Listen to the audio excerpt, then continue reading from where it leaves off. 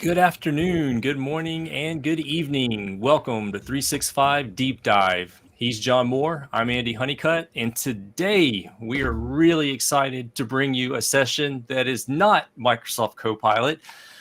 We are going to be discussing the undisputed Clipchamp.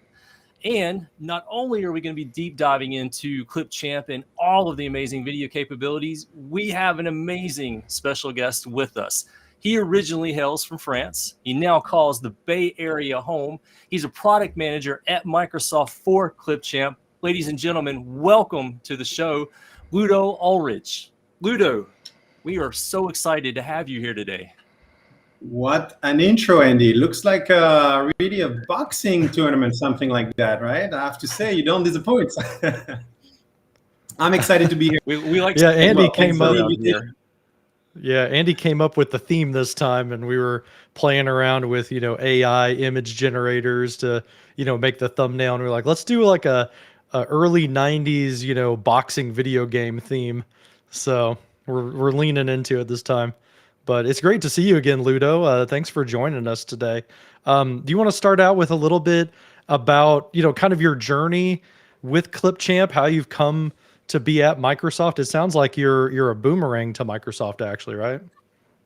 I'm a boomerang. Indeed, that's the term that we use for folks who, couldn't live without Microsoft and come back. In fact, I came back through the acquisition of Clipchamp. So, this is an Australian acquisition. So, to your point, hopefully we have some early birds who are looking at us, watching us from Australia and New Zealand early on Saturday. And maybe some of my teammates. Yes, indeed. I was actually part of the Clipchamp team, joined the team during COVID, thinking that video might have an opportunity, right? You would think that people were spending their days in Teams and Zoom and everything, and there was a need essentially to manage those videos, right? And managing video has always been difficult. You always have some very complex tools, or some very purpose specific to a purpose kind of tools. So I felt like when I got to connect with the Clipchamp team in Australia, to be specific, in Brisbane, in Queensland, for those of you who have been there, it's a fantastic part of Australia. And yeah, I connected with the team through a former colleague of mine, Benjamin. I say hello, who was basically the first employee of Clipchamp in the US.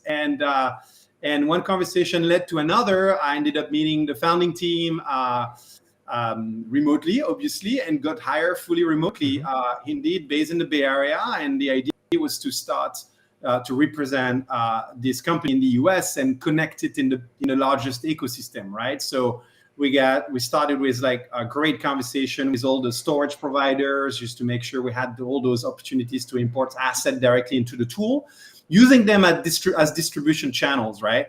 And then we started to have like a much closer relationship with the big platform players. And obviously Microsoft was one of them, but we would also have deep relationship with Google and, for the Chromebook users, and Clipchamp being a web app, it was essentially a perfect fit for those different platforms, right?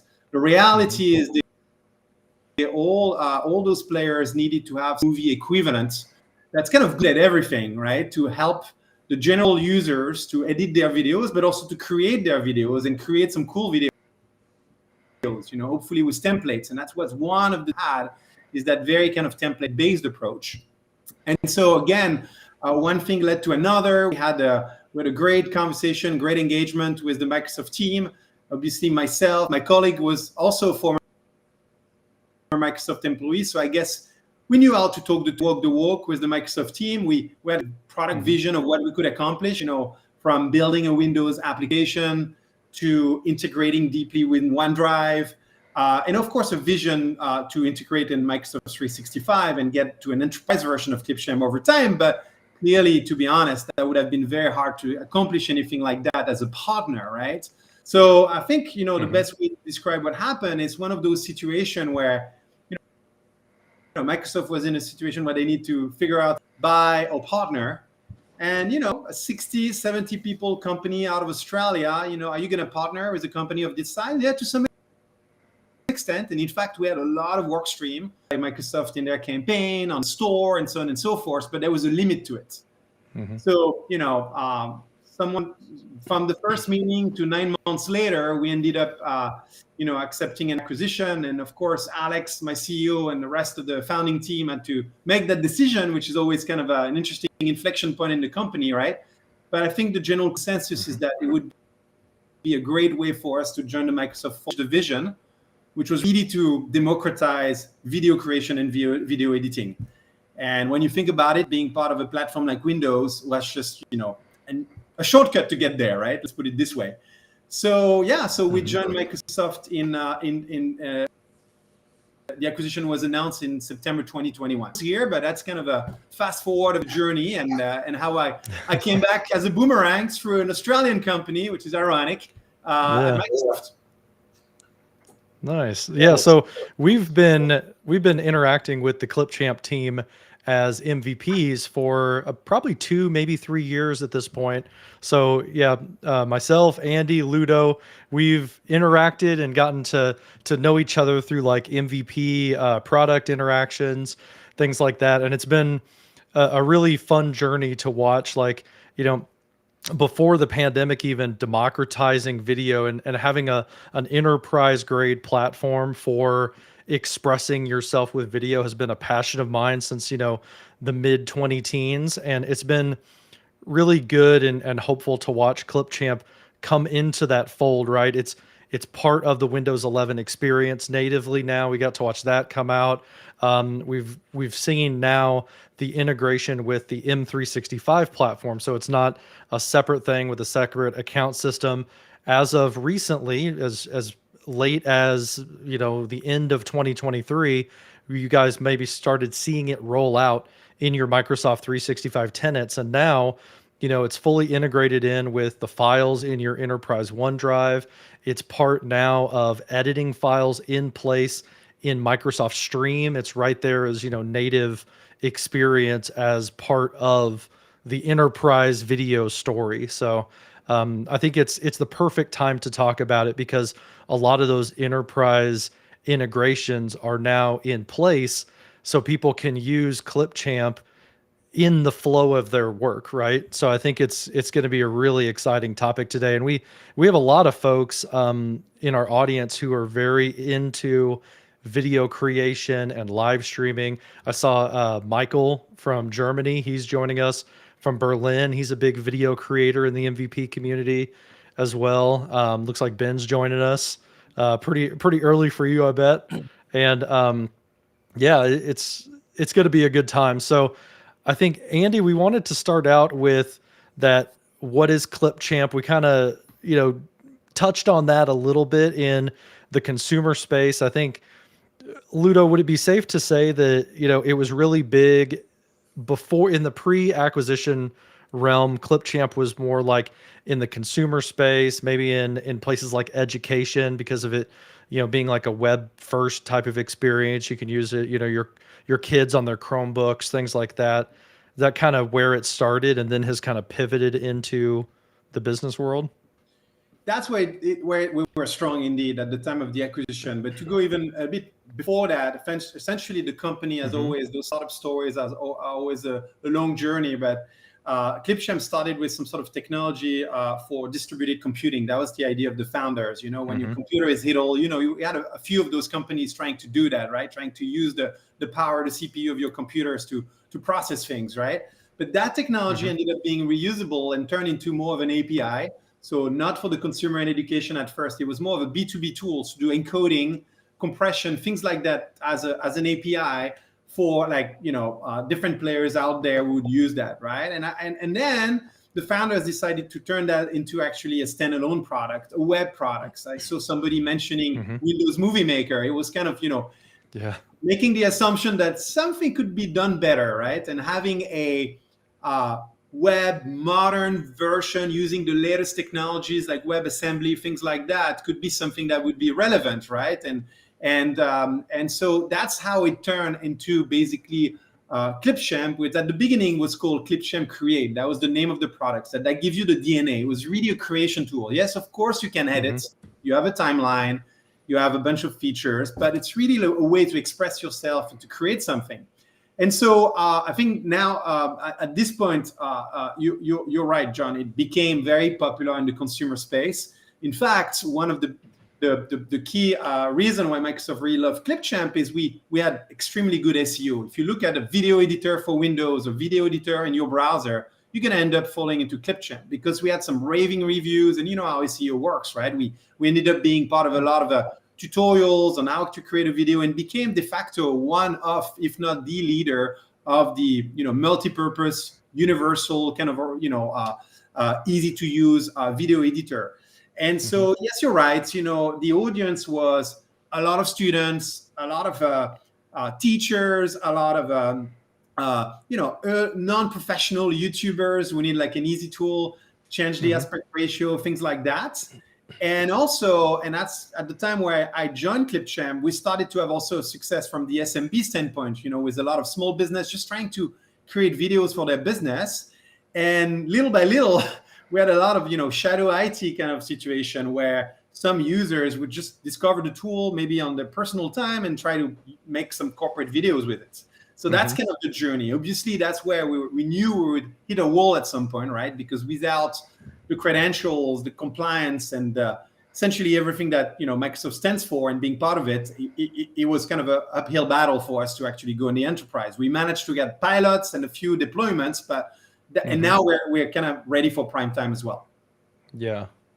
Okay. So we're going to dive in just a second to what Clipchamp actually is. And we're going to put fingers to the keyboard and we're going to explore it. But I just want to reiterate, there's 3 key points. And you guys really took the words out of my mouth as you were going through this. 1, it democratizes video creation for just about anybody. It makes it really simple for somebody to edit a video and get a really polished result without having to go through a whole lot of like skill and development. But if you have those skills, it makes it easier for you to put out a really polished product and do a really cool video really, really quickly. So the democratization of it is really cool.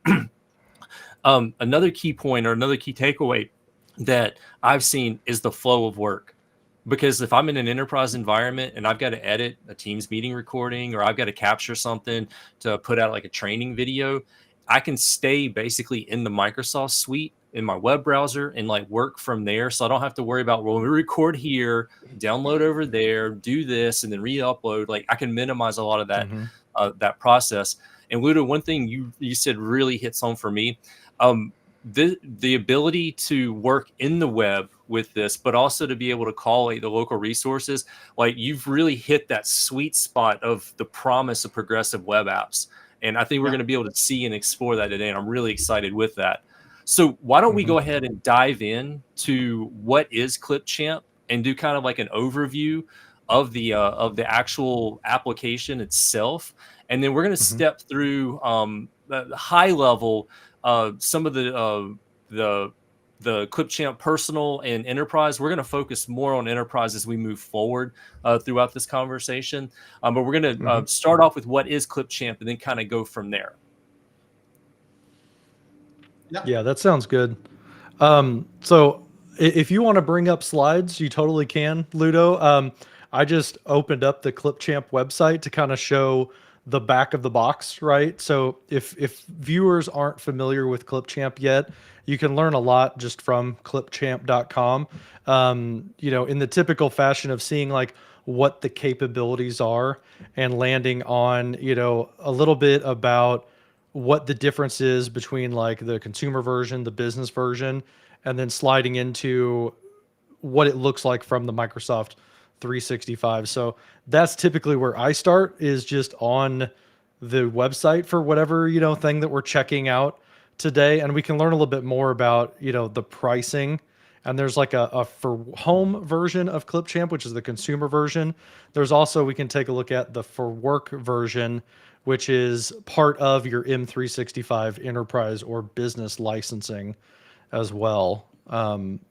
So how would you guys like to start?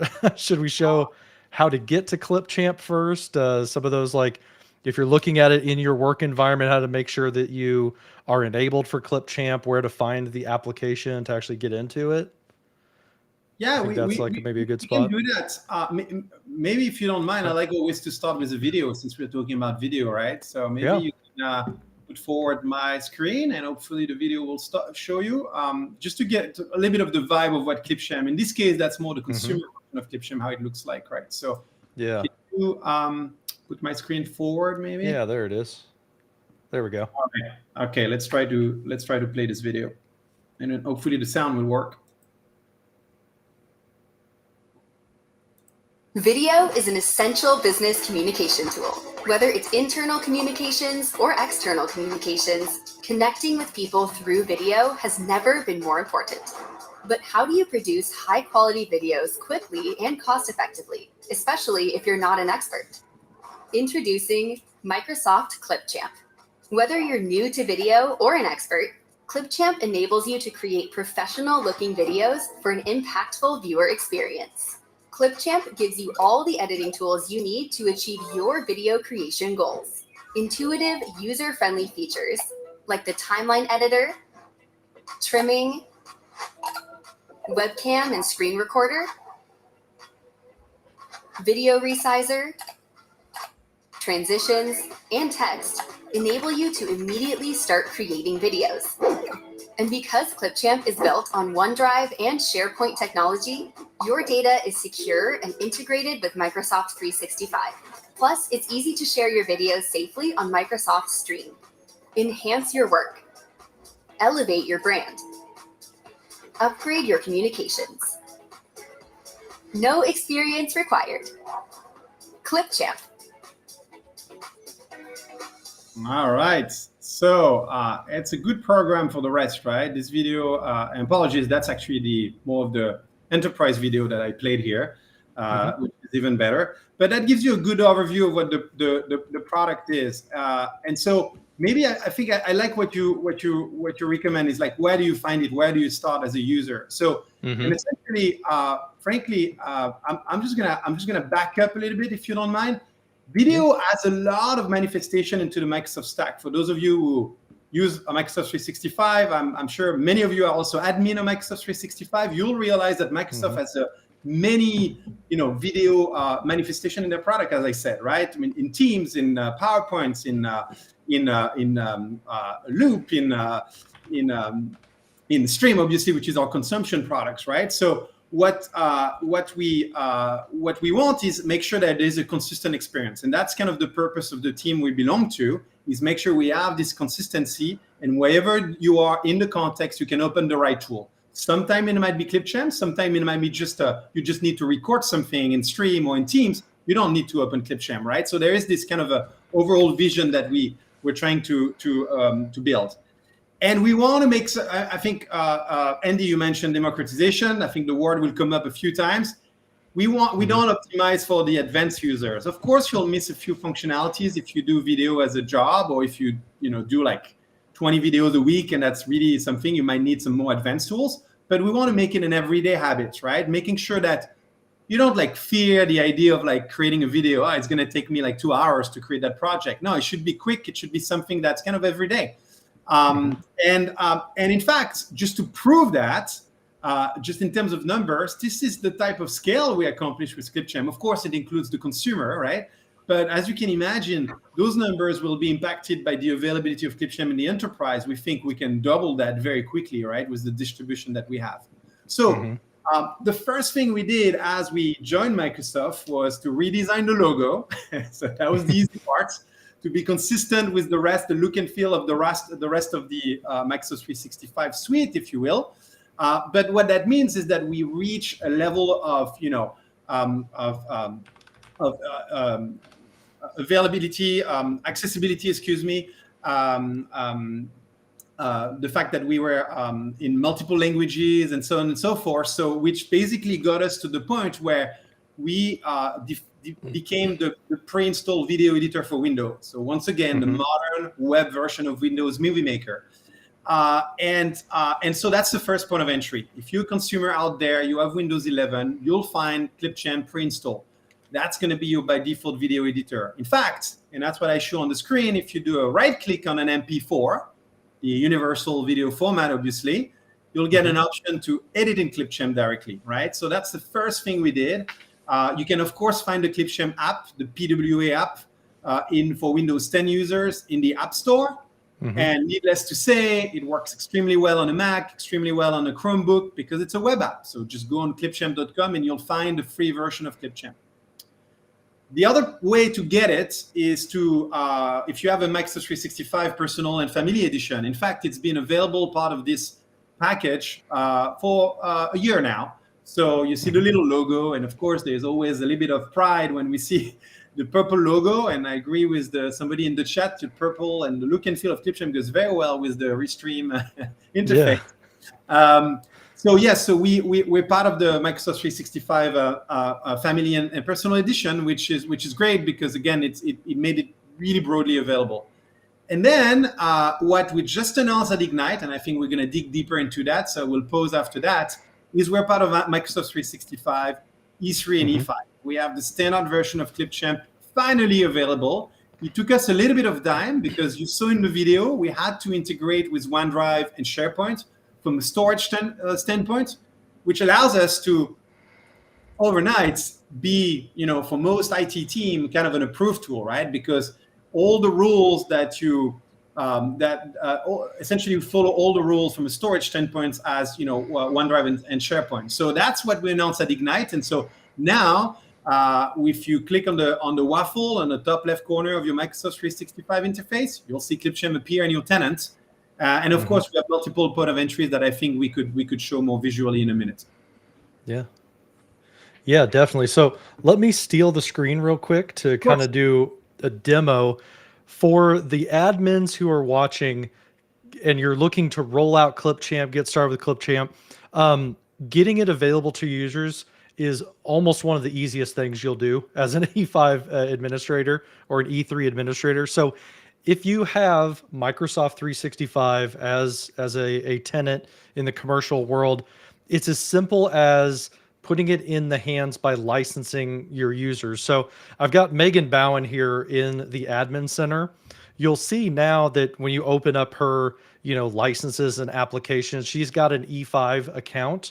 Under applications, these 71 apps, if we scroll down to the M's, you'll see now Microsoft Clipchamp is available right there.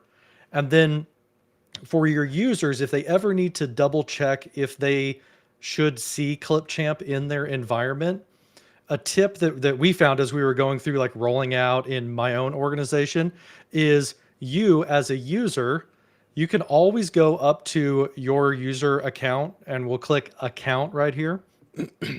And then under your subscriptions along the side, you'll see now under your Microsoft 365 entitlements, you have Microsoft Clipchamp. So if you see that in your list, then it's just as easy as Ludo said, it's available in the waffle. So the waffle, we call this upper area of office.com. It's available in this list right here. If you don't see it in your most recent applications, you can always explore all of the applications. And then whenever we open up everything that is presented to us in M365, Clipchamp is right here. These are in alphabetical order. So we click on that, and now we're at the landing page to be able to create a new project with Clipchamp. So once you open it, now it's going to be a recent application, and it will show up in your waffle right there. But yeah, you may need to go the first time to your all applications.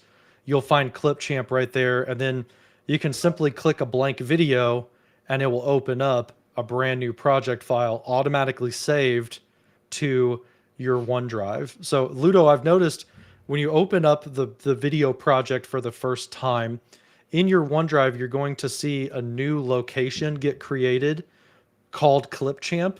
And that's where we're going to be storing the video projects, which essentially are just a folder, right? Of all the assets, the recordings, everything that's associated with that project. Is that right? It is absolutely right. In fact, one of the cool things you might have noticed as well, John, is we created a new file extension as well, .clipchamp, for the metadata associated to that project. It's usually a small file, right? It's, as I said, a few metadata of what's on the timeline and so on and so forth. And that's what, essentially you can share, and that's what creates exactly. You see that here. Yeah. And it creates those two folders. You said that one with the assets, one with the different version of the exports. Assuming, imagine you're doing a social media post and you need to export different aspect ratio. You can name them accordingly and save them in the same folder. Which makes me also say that a lot of users are asking questions about collaborations. We don't have like powerful, advanced workflow yet as part of Clipchamp, but honestly, when you share that folder, you can share that with other users, and suddenly you can collaborate on it, right? So it's kind of the vision of our team, which was like video as a document. You probably heard that before, right? How can we handle a video file as simply as a Word document or an Excel document? And so that makes it as simple as that. Yeah, there's kind of three ways that I get into Clipchamp personally. The first is what we showed right there. We can always select the application. We can create a new project and go from there. The second way that I go into Clipchamp is from OneDrive. From that create menu, whenever you're adding a new Word document, Excel, PowerPoint, something like that, Clipchamp is now listed under that new file video. So you can click on that and that will start a new project as well. The third way that I've personally gotten into Clipchamp is from Microsoft Stream. So if you're looking at a Microsoft Stream, maybe it's a recording of a Teams meeting, right? So here's like a video that I recorded with Microsoft Stream or from Microsoft Teams. I want to edit this to add a bunch of text, stuff like that. The third entry point for me is this Clipchamp button right here at the top. If we click on that, that will also create a copy of that video as a Clipchamp project, and then you can start editing without having to download the video, re-import it, do all of this type of stuff. You just do it directly from the M365 interface. So those are kind of the ways that I get into it personally. I'm wondering to show, just to start, maybe we start with a blank video project and then import some media into it, and we can start, showing how we can organize our media, maybe create a recording of a clip like we're doing a voiceover, something like that, add some annotations. You guys think that would be a good spot to kind of go from? Yeah, absolutely. One of the things that we're trying to ideate, since we have a lot of people who are, I know, eager to help us with, influencing the roadmap and giving us ideas, it's actually the step before that. Clipchamp doesn't do anything there. You might create a loop document and start having a flow and try to imagine what could be the start. But today, you start from a blank page. Actually, that's what just Mark said. Yeah. It's the best template for some people. It could be also daunting from others. Yeah. On our consumer version of the product, we have plenty of templates, TikTok templates, Instagram templates, birthday templates. If you're a gamer, we have a lot of those. So that's a notion that we want to introduce in the enterprise product as well, is have the ability for you, for instance, John, you would be able at your organization to create a few templates that people start from. But today, yes, you start from a blank template. What I recommend to users is, create a folder in their SharePoint where they put all the assets that they're going to use on a regular basis, intro videos or clips that, might be. So maybe that's you have some of those clips, John, that you can import. I did, yeah. To start this out, actually, I did kind of do a little bit of prep work to say, all right, what if I'm creating a video about how to create an image in Bing Chat, right? I want to create an image using AI generation. So I fire up my camera, I fire up my favorite screen recorder, and I record the steps for how to do it, and I record on my camera. So I've got those two video assets in a folder right here. And from there, I can, in my video project, let's say that this is, we're going to name it how to generate images with Bing Chat, right? So that's the name of my video. I've just renamed that project. And then we can go to import media, and we could either import it from our computer, right? I could go from my desktop and I could upload the videos. I've already got them in my OneDrive, so we don't have to watch me upload videos.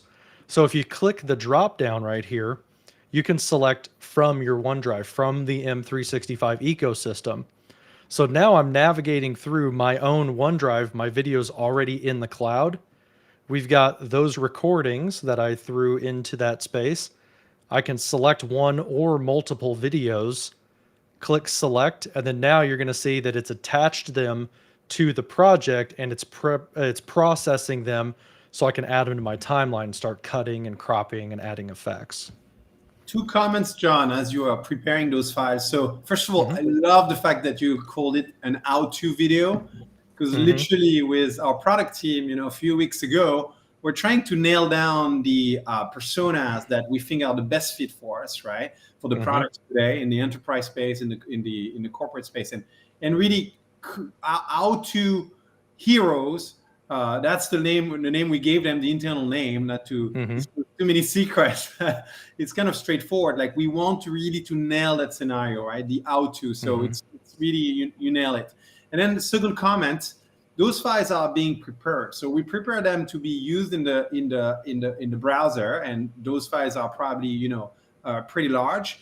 Which is a good example of the fact that the product is solid and can handle like large files. I wouldn't go for like a 2 hours 4K video. Maybe you'll push the limit a little bit, but it's not uploading the files to the cloud, right? It's really keep them local, right? And that's what made the product very unique, is that yes, you need to be connected to the internet. We're talking about a web app. You can't work offline in a plane with Clipchamp, but you don't need to upload your assets to the cloud, which would cut a lot of our users from using Clipchamp, right? So it's really just getting them ready for editing in your browser. Yeah, Vlad has a really good question as well. That was like, hey, you've got the premium button up here. So while this is finishing processing, maybe we can talk about that equivalent of there's part of what's included in your M365 subscription. Yep. And then there's an increase above that you could choose to go premium. And I'll just bring it up on screen so we can kind of talk through what you get if you choose to go premium on top of what you get in M365. Absolutely. And I'm glad you click on the button. So it's pretty self-explanatory, but there are a few features that we kept for our premium version. So it's similar in the consumer space. We have Clipchamp Standard, the one that comes free part of Windows and you can find anywhere online, etc. And we have a $12 version that comes with additional functionalities. So we want to mimic and have the same, essentially be symmetrical with the enterprise version, which is until the end of the Microsoft fiscal year. For those of you who are enterprise customers, $5 per month and per user. So it's way cheaper than the consumer version. So it's we try to make it as universal as possible. We didn't want to make it like premium in a way where it's only for like the 5 video editors in the company, right? We just try to put in that add-on some functionalities that go beyond the standard product. So 4K export is a very good example. We have use cases like, companies who need to do like high quality trailers, digital signage in their companies, or media companies, gaming companies who need 4K, things like that. We have some premium stock videos, audio, and just pictures, obviously. So we have a pretty extensive library out of the box in the standard version, but we really multiply more or less by 10, what you have in the premium version. And I go quick because I want to go back maybe to your flow, but essentially brand kit and a lot going on when it comes to branding and templates in the roadmap. So that's another key components of it. And last but not least, some analytics, and we can maybe dig deeper into that. But essentially, we made it visible in the product so that you can request your license to your license admin, right? So we're working with a bunch of early adopters, customers, to figure out what would be the flow. But it's very similar to what you might recognize from the planner to project flow. For some of you who know that product, Planner is the free version, like Clipchamp Standard is the free version, and then Project is the more advanced version that you can upgrade to. Yeah. Okay.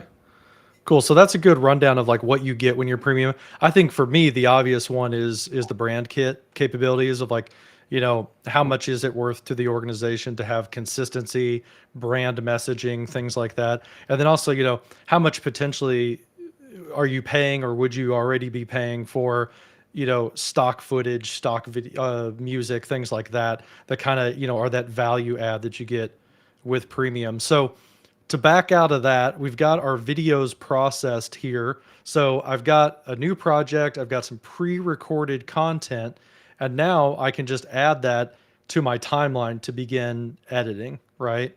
So is the simplest way or the recommended way to do what I do, which is just click to add it to the timeline, the big plus button. And typically what I do is tutorial videos are kind of the bread and butter for a lot of enterprise democratized video. So what I like to do is like, it's my face talking over the top of a screen recording. So you'll see that it added the timeline basically one after the other, but I want to stack those up, right? So I'm going to drag my screen recording underneath my face, right? And then now they're on top of each other, and you see that, you know, I hit stop recording at the same time, so they're the same size.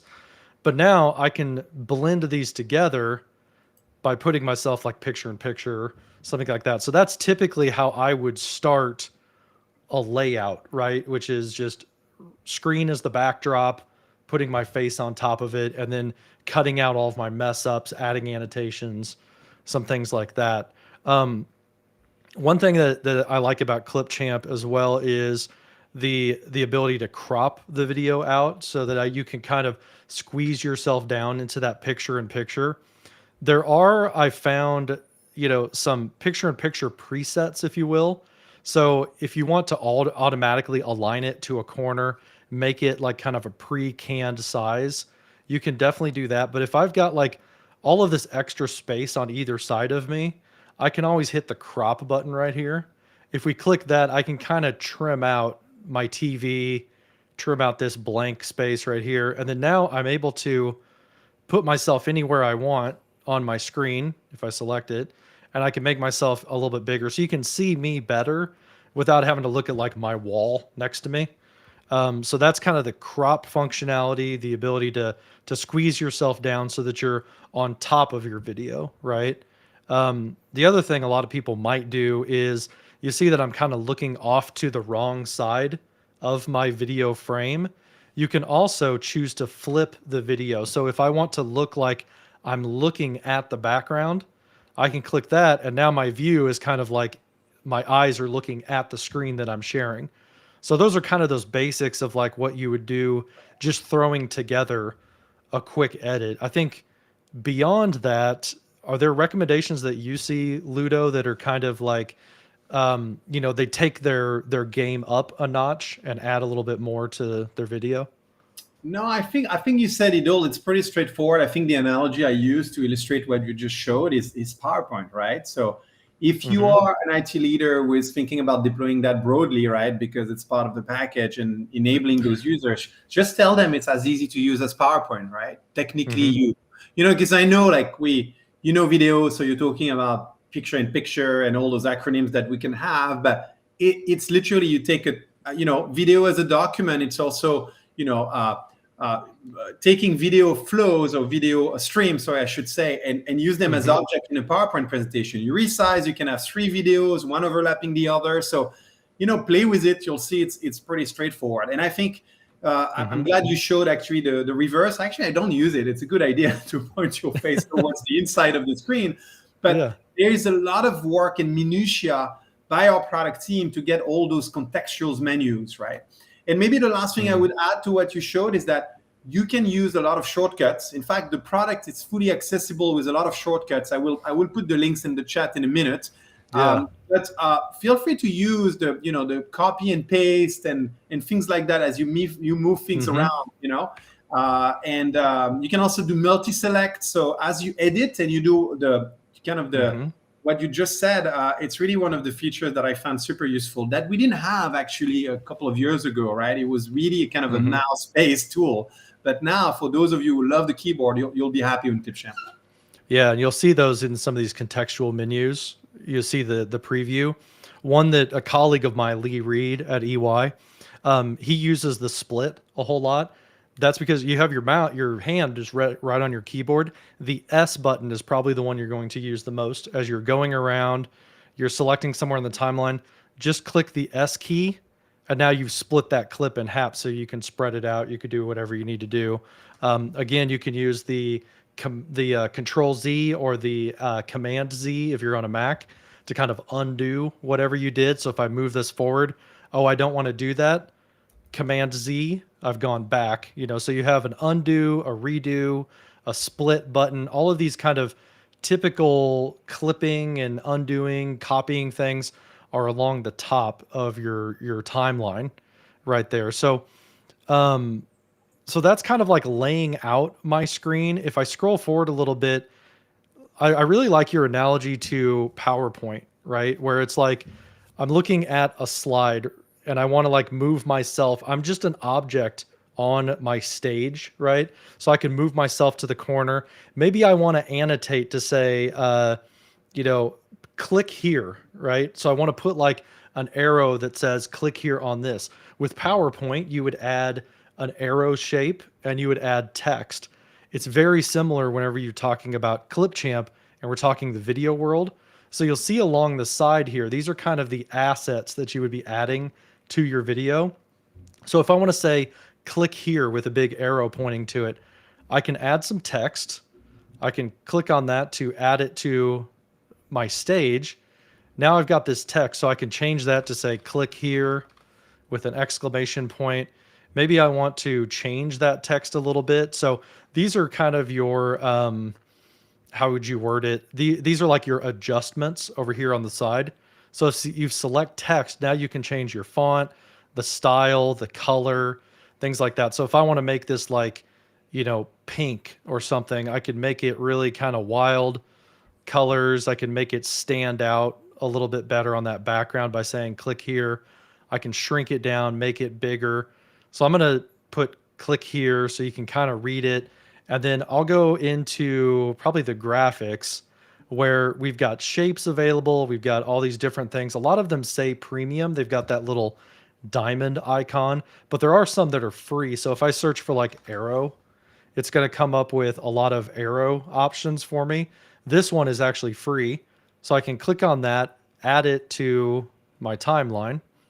And then, well, if I drag it over here, so I've got, there we go. There's the click here with a giant arrow that shows on screen. And it's a lot like building out a slide deck, like you said. I want to take this arrow. Maybe I want to rotate it a little bit. I can do that if I want to, make it bigger, things like that. The difference is whenever you go into like PowerPoint versus video is with a video, you've got this timeline that you're running through. PowerPoint, it's like slide after slide after slide. So you want to think about like, transitioning and how you're going to have this come on screen, how you're going to exit out of the screen.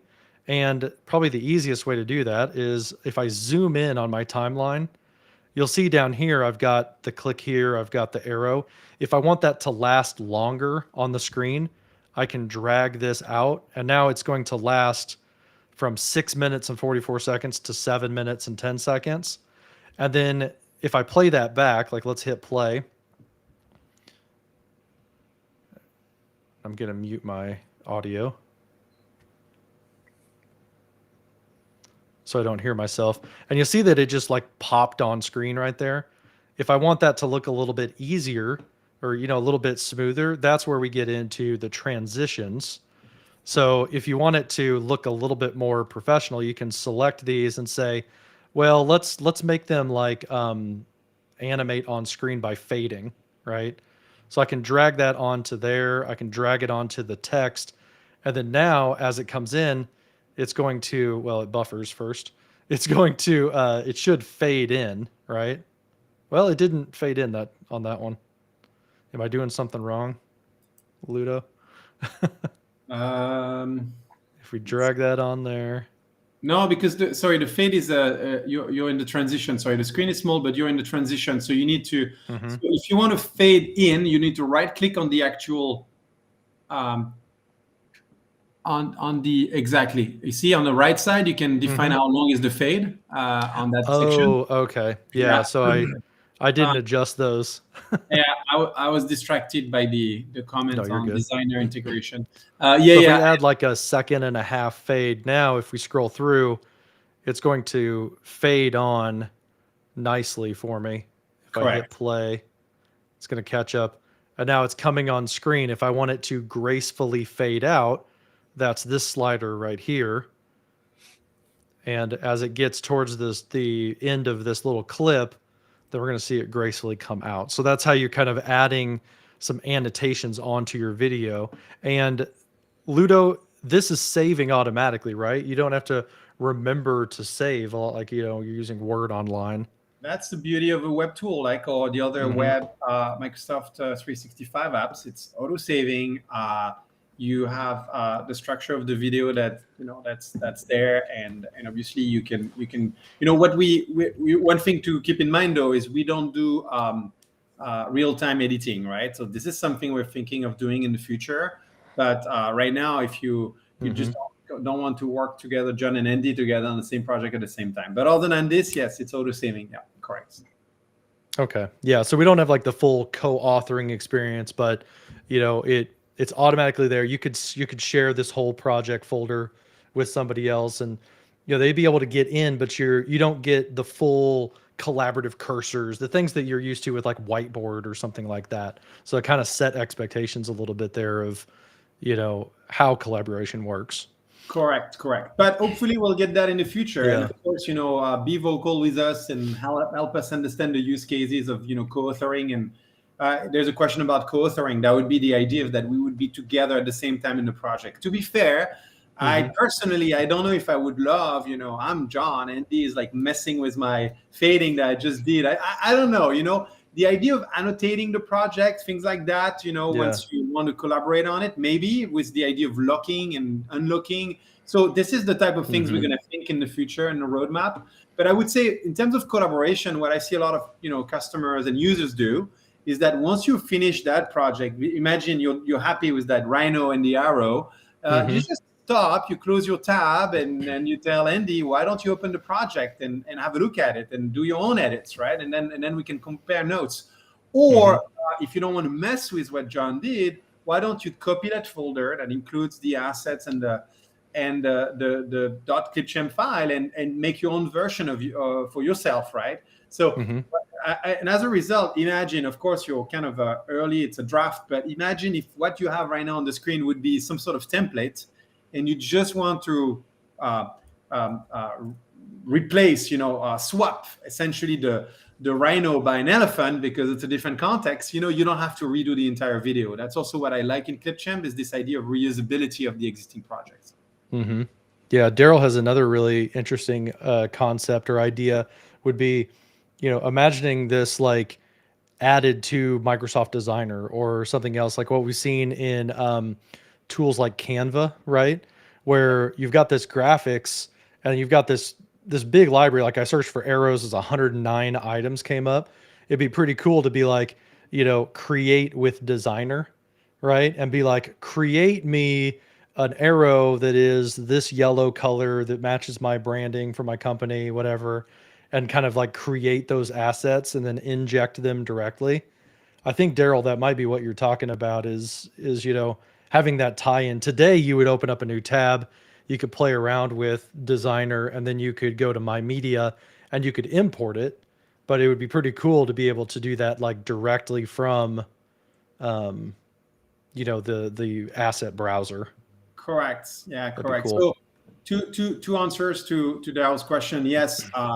So first of all, you can import your own assets if you have them, using BrandKit, right? So it's a premium feature, but you can upload things that you would use on a regular basis. So technically, there's a section for fonts, section for colors, RGB colors. And you remember when you showed the text effect earlier, if you set up your BrandKit, they would appear directly there in your as a palette, right? Yeah. So if you go click on the color at the bottom where you have so that would be down here as a custom palette. Yeah, click here. Exactly. So just above default, you would have essentially your BrandKit colors that would show up here.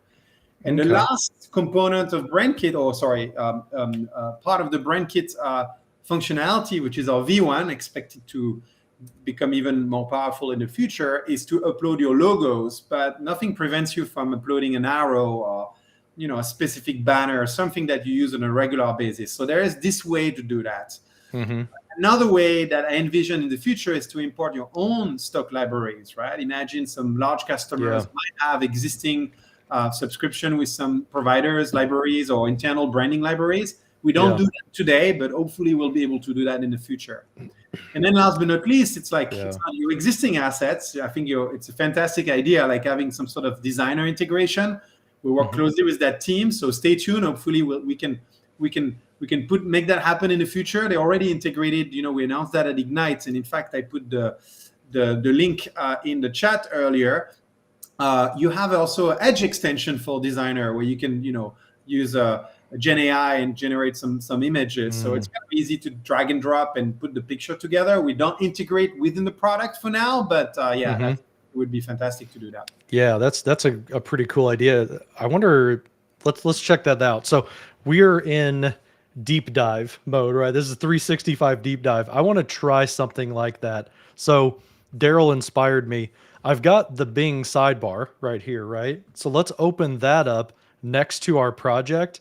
And now I can say, Copilot, create a picture of a cartoon rhino, right? We're kind of going with our rhino theme right here. So we'll create that picture, and that way I'm kind of doing it side by side. Oh, something went wrong, of course.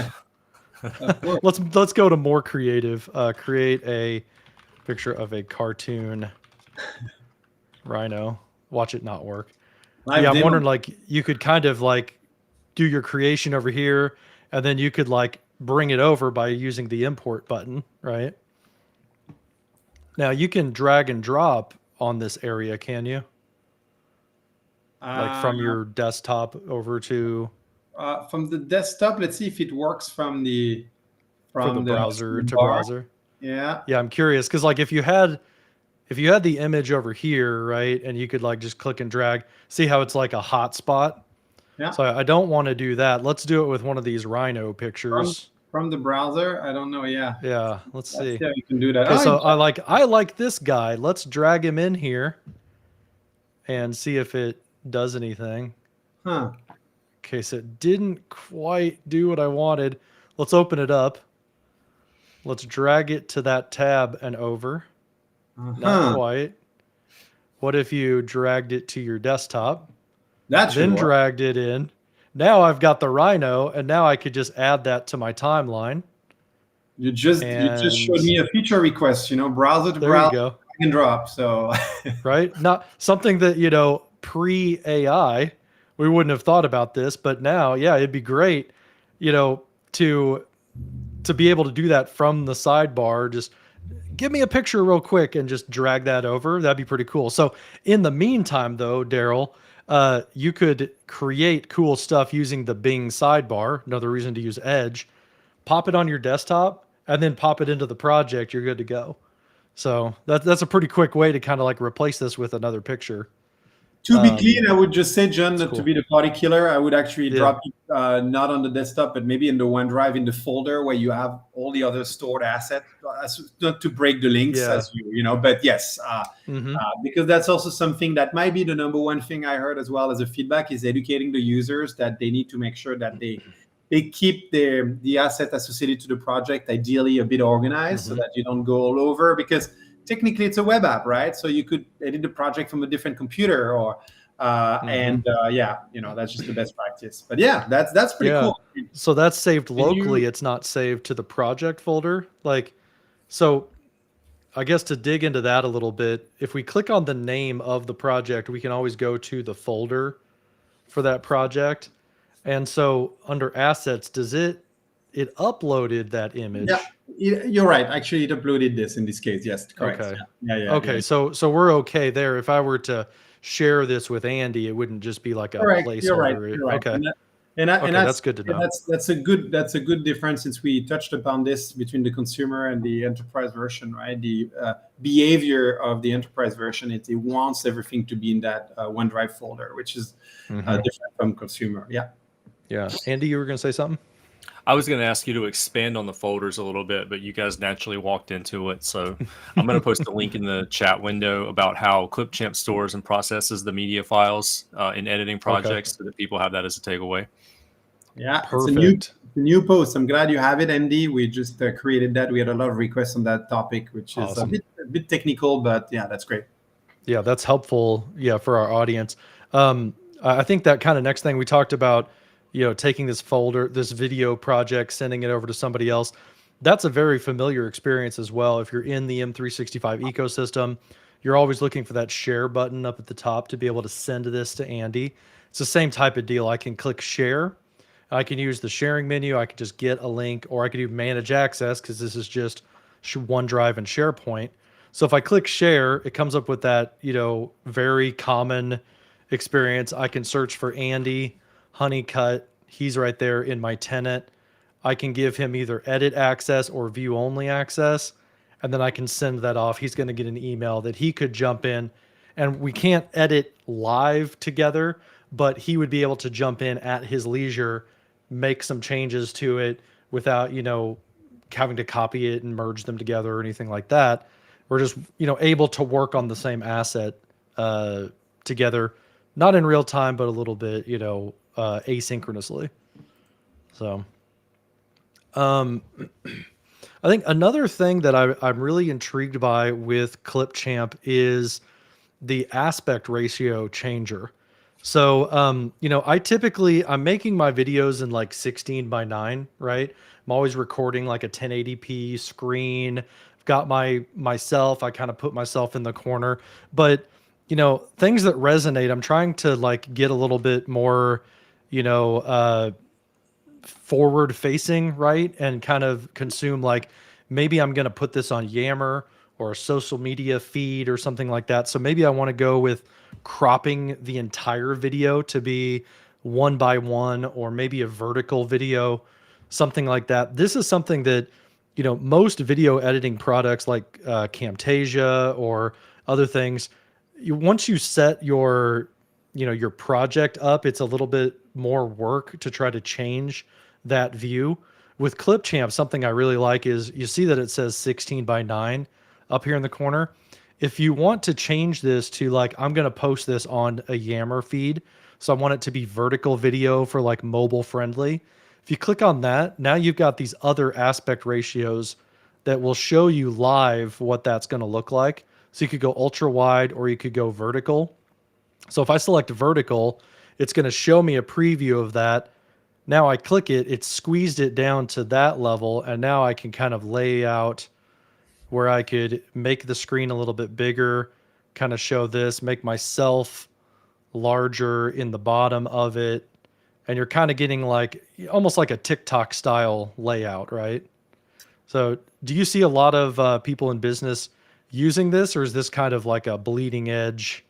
We're still getting used to talking to Gen Zers in the business world. Well, first of all, John, I'm glad you highlight that. We didn't do that in our prep, I think, specifically, but that's one of my favorite features. In fact, this is the feature you should show even to pros, because honestly, some pros who use Premiere and Final Cut Pro, when they see that, they're like, once I have my video ready, I might just open up, a tab in my browser and just use Clipchamp to do that resizing export, right? In fact, Clipchamp is very good at export as well in terms of the size of the compression. So that's a cool use case. But yes, to your point, it's a feature that came from our consumer kind of DNA, because you're right, those aspect ratio actually match the aspect ratio of the main social medias. In fact, in the consumer version, next to 16:9 or 4:3, we also clearly states which social media uses that, and we did some integration with, Pinterest and TikTok and YouTube in the consumer product. So that's where it came from. But to answer your question, yes, I see usage in the enterprise space as well, because, some people want to create videos for Viva. And, it's probably better to do a 4:3 aspect ratio for something like that to be in the feed, right? Sometimes 16:9 is too wide for that matter. So, that's something to keep in mind.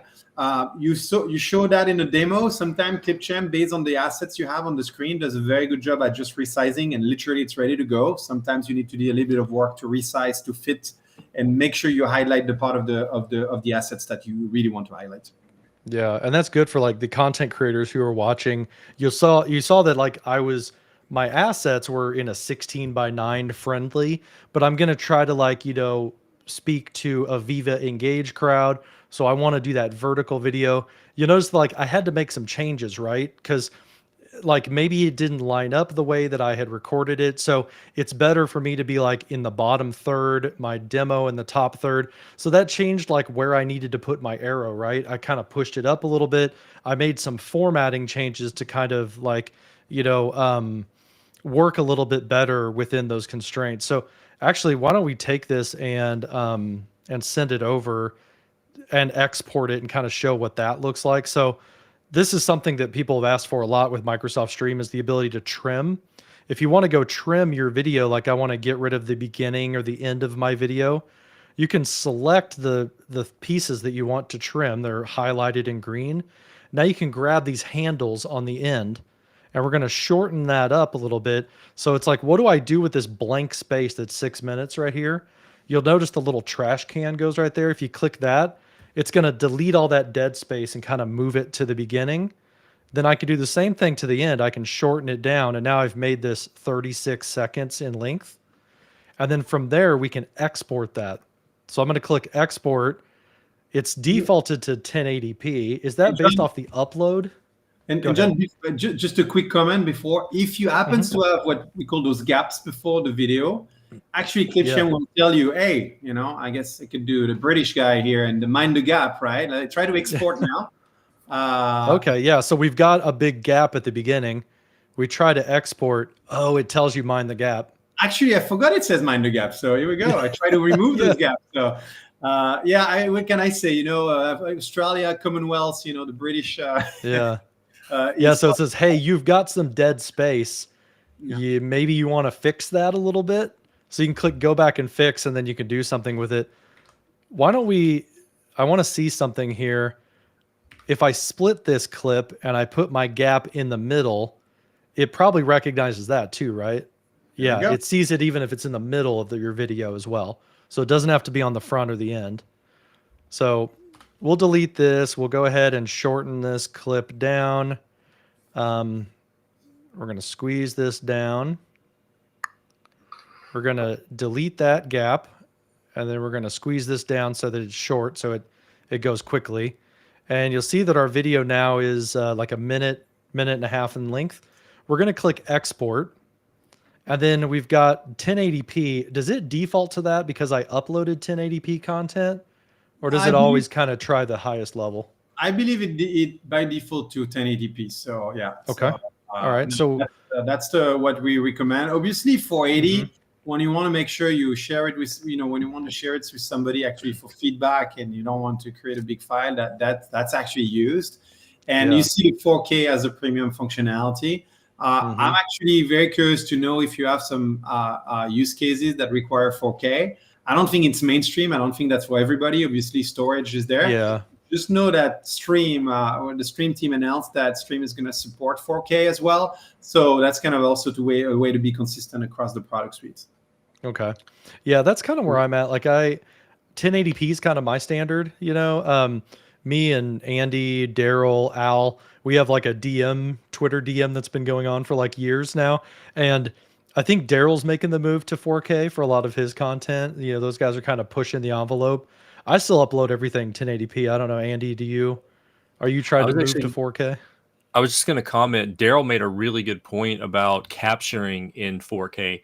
He likes to capture in 4K because then it gives him the ability to crop in after the fact if he needs to zoom in like a certain part of content later on whenever he's going back and doing the editing.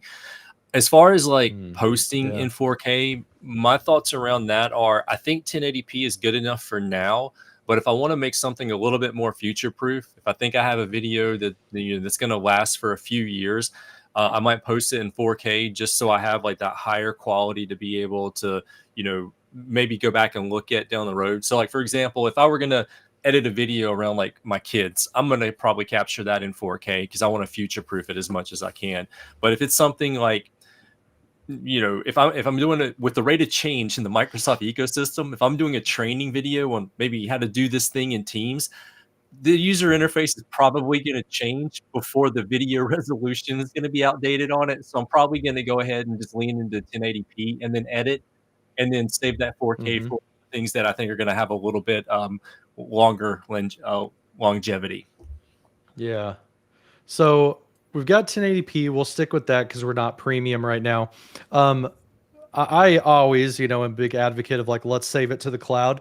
That's checked by default. You'll notice that it's going to save it to my OneDrive folder. It's going to add a new folder to that project location called exports. So I could export to that location.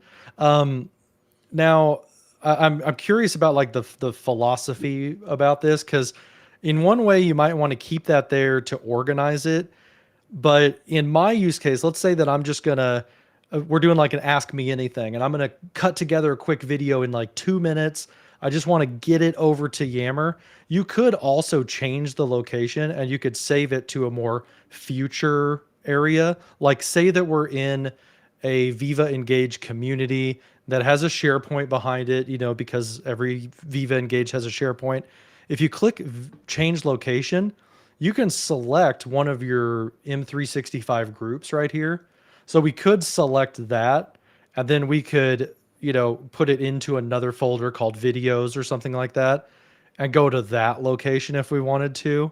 I'm curious what your recommendation is, Ludo, if you think is it better in most cases to save it to a long-term storage solution, or is it better to save it with the project file so you have that organization?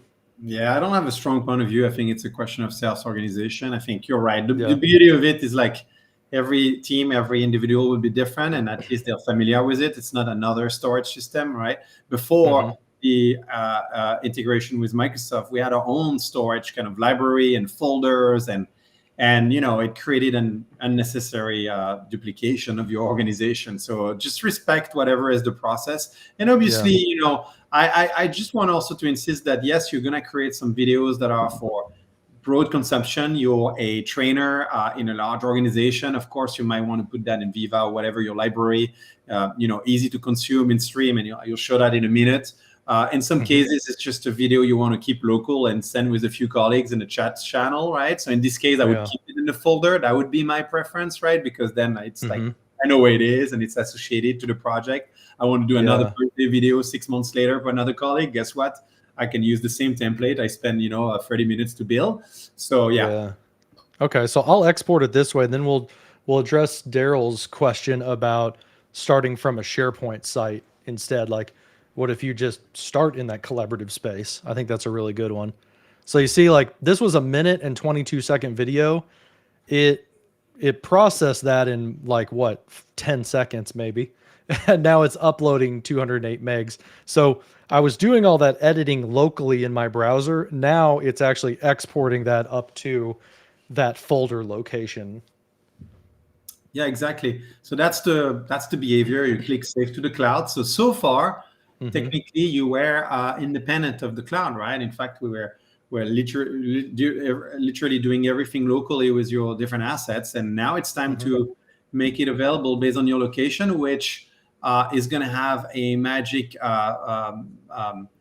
effect, is that it's ready for consumption in stream, right? And I'm stealing your next maybe click, right? When it's going to be ready there, you can actually watch it in stream. The word publish, which is the first option at the bottom, is interesting. You could argue it's like watch on stream because it's already there. But I think we made that choice because it's kind of a way to say, okay, I want to, publish my video on stream. So let's go to that page and actually just and do the additional post production you might want to do, like chaptering things like so focusing in on this screen a little bit, I really like the user design of this, kind of the visual design, because one, you can watch your video right here. You don't have to go out to some other place. You can kind of make sure it looks okay. I would say probably my own workflow would be, if you're an independent creator, then you're probably just going to go straight to stream. You're going to go publish it to your audience. But a lot of people, they're in like corporate comms, or they're in, I'm doing this with like 3 other people, and maybe I want to send it for their approval. That would be what I like. This option right here is I could share it. I've whittled it down. I've basically rendered out the video. Now I want to share it so my executive can approve it. So if I click that, I could send this to like Alex Wilbur at Contoso and say, will you please approve this? And then he can email me back, say, good to go. At that point, then I would publish it for broad consumption. So I like that, you know, from this screen, no matter if you're like an independent person and you have the final authority, or you need to get somebody to like, you know, look at it first, you can kind of do that from this screen. So I think that's a great feature. So we'll click publish, and then like you said, it might as well just be watch with stream, because now we've got the stream video player. Now I can add transcript. I could generate that, so I get my captions, add chapters to it, all the stream functionality right there. And then I could like publish it to a playlist or wherever I'm going to go from that point. Does it automatically add a thumbnail? I think it did. Let's go to exports, and then let's view it as tiles. Yeah, it kind of generated a thumbnail. That's a keyframe from like midway through the video. Let's open it up and just look at video settings and about. So it did auto select a thumbnail. Yeah. And I can change that if I want to. So I could do two things. I could select a different frame and say, oh, this is perfect. I could select that frame and make that my new thumbnail. Or I could design one and upload it. This would be another thing that for the stream team who's watching, if you could use, you know, designer right here, or this would be a co-pilot type of tie-in to say, make a thumbnail, and then using Copilot, it would understand what the video is about and like give you a thumbnail, you know? That would be pretty rad. Can you go back to the export screen? Yes, yeah. So over here, there we go. It would be really cool if we could add a thumbnail as we're getting ready to export, and then just have that be in the flow. That way it'd all be kind of one process, just some feature feedback. That would be nice. I did see you could add a description. I'm curious, Ludo, does that add a description to the file in stream? Like, is that the video description? That's a very good question. I don't know where it shows, actually. If it's just the metadata of the file, let's try. Yeah, let's try it. Let's re-render it and see what happens. This is so fast to render out. I mean, I am on a, you know, Mac Studio with like a ridiculous processor, so maybe that's helping. I'm also on gigabit Ethernet right now too, so you're seeing that 200 megs upload really fast. I'm sure that's dependent on everybody's own, you know, internet connection for how fast that's going to be. Yeah, for sure. Yeah, and so as it's uploading, oh, go ahead. I was going to say, we're going to give this just a second to upload, just filling in the space. Yeah, and yeah, if you dead more air. the space, I'm not going to steal the screen because you can try that at home by yourself. But if you look at the consumer version, you have a pretty similar interface, except that we have all those integration, right? So export to TikTok. In fact, we were one of the first video editor that TikTok allowed to use an API to do export to TikTok from the desktop. So, you know, there are some use cases where, of course, you have a great set of capabilities in TikTok, you know, mobile app, but you can do that from Clipchamp.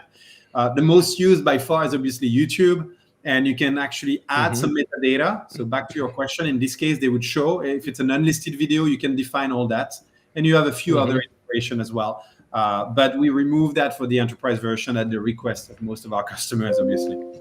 Yeah. So Andy, it is the description for the stream video.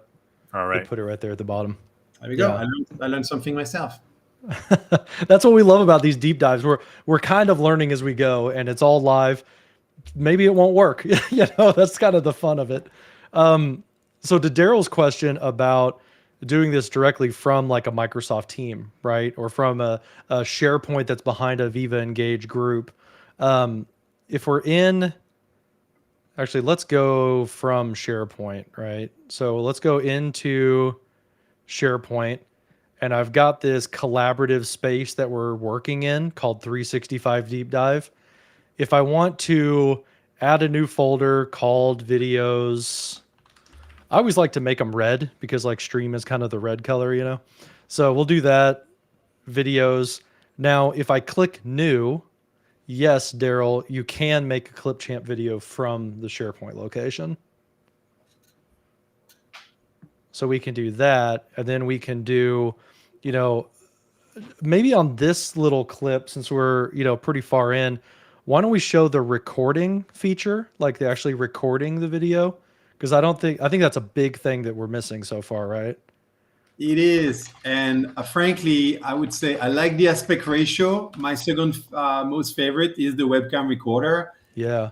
I always like to joke about the fact that you need to eradicate once for all that behavior of organizing team meetings with yourself just to record yourself, right? So no, we have a joking aside, we have a strong webcam recorder. In fact, that's a component that you'll recognize being in stream as well. Back to my initial point in the introduction, we're trying to have consistent experiences across Microsoft. Yeah. So there are still some exceptions, but basically want to use the same UX. And so if you record yourself in stream or in Clipchamp, it's going to be almost an identical experience. Yeah, I'm a huge advocate of the screen recorder in stream. In the new stream on SharePoint, it's even better, and it gets a lot of the same functionality shared with Clipchamp. So we'll show that interface, but yeah, from stream, you can always like do a recording, and you could start recording and then edit it using Clipchamp. Again, if I go back to Clipchamp right here, we've got a blank thing. Let's say that we're just going to record like 30 seconds for how to share a file with OneDrive. So to do that, rather than importing my media, recording it off-site, pulling it in, instead we're going to click the record button right here at the top. Let's do that. We have two options available. I could record my screen and camera, or I could record just my camera. So if I want to like have a talking head, I'm an executive, doing like a heart-to-heart, I could do just the webcam.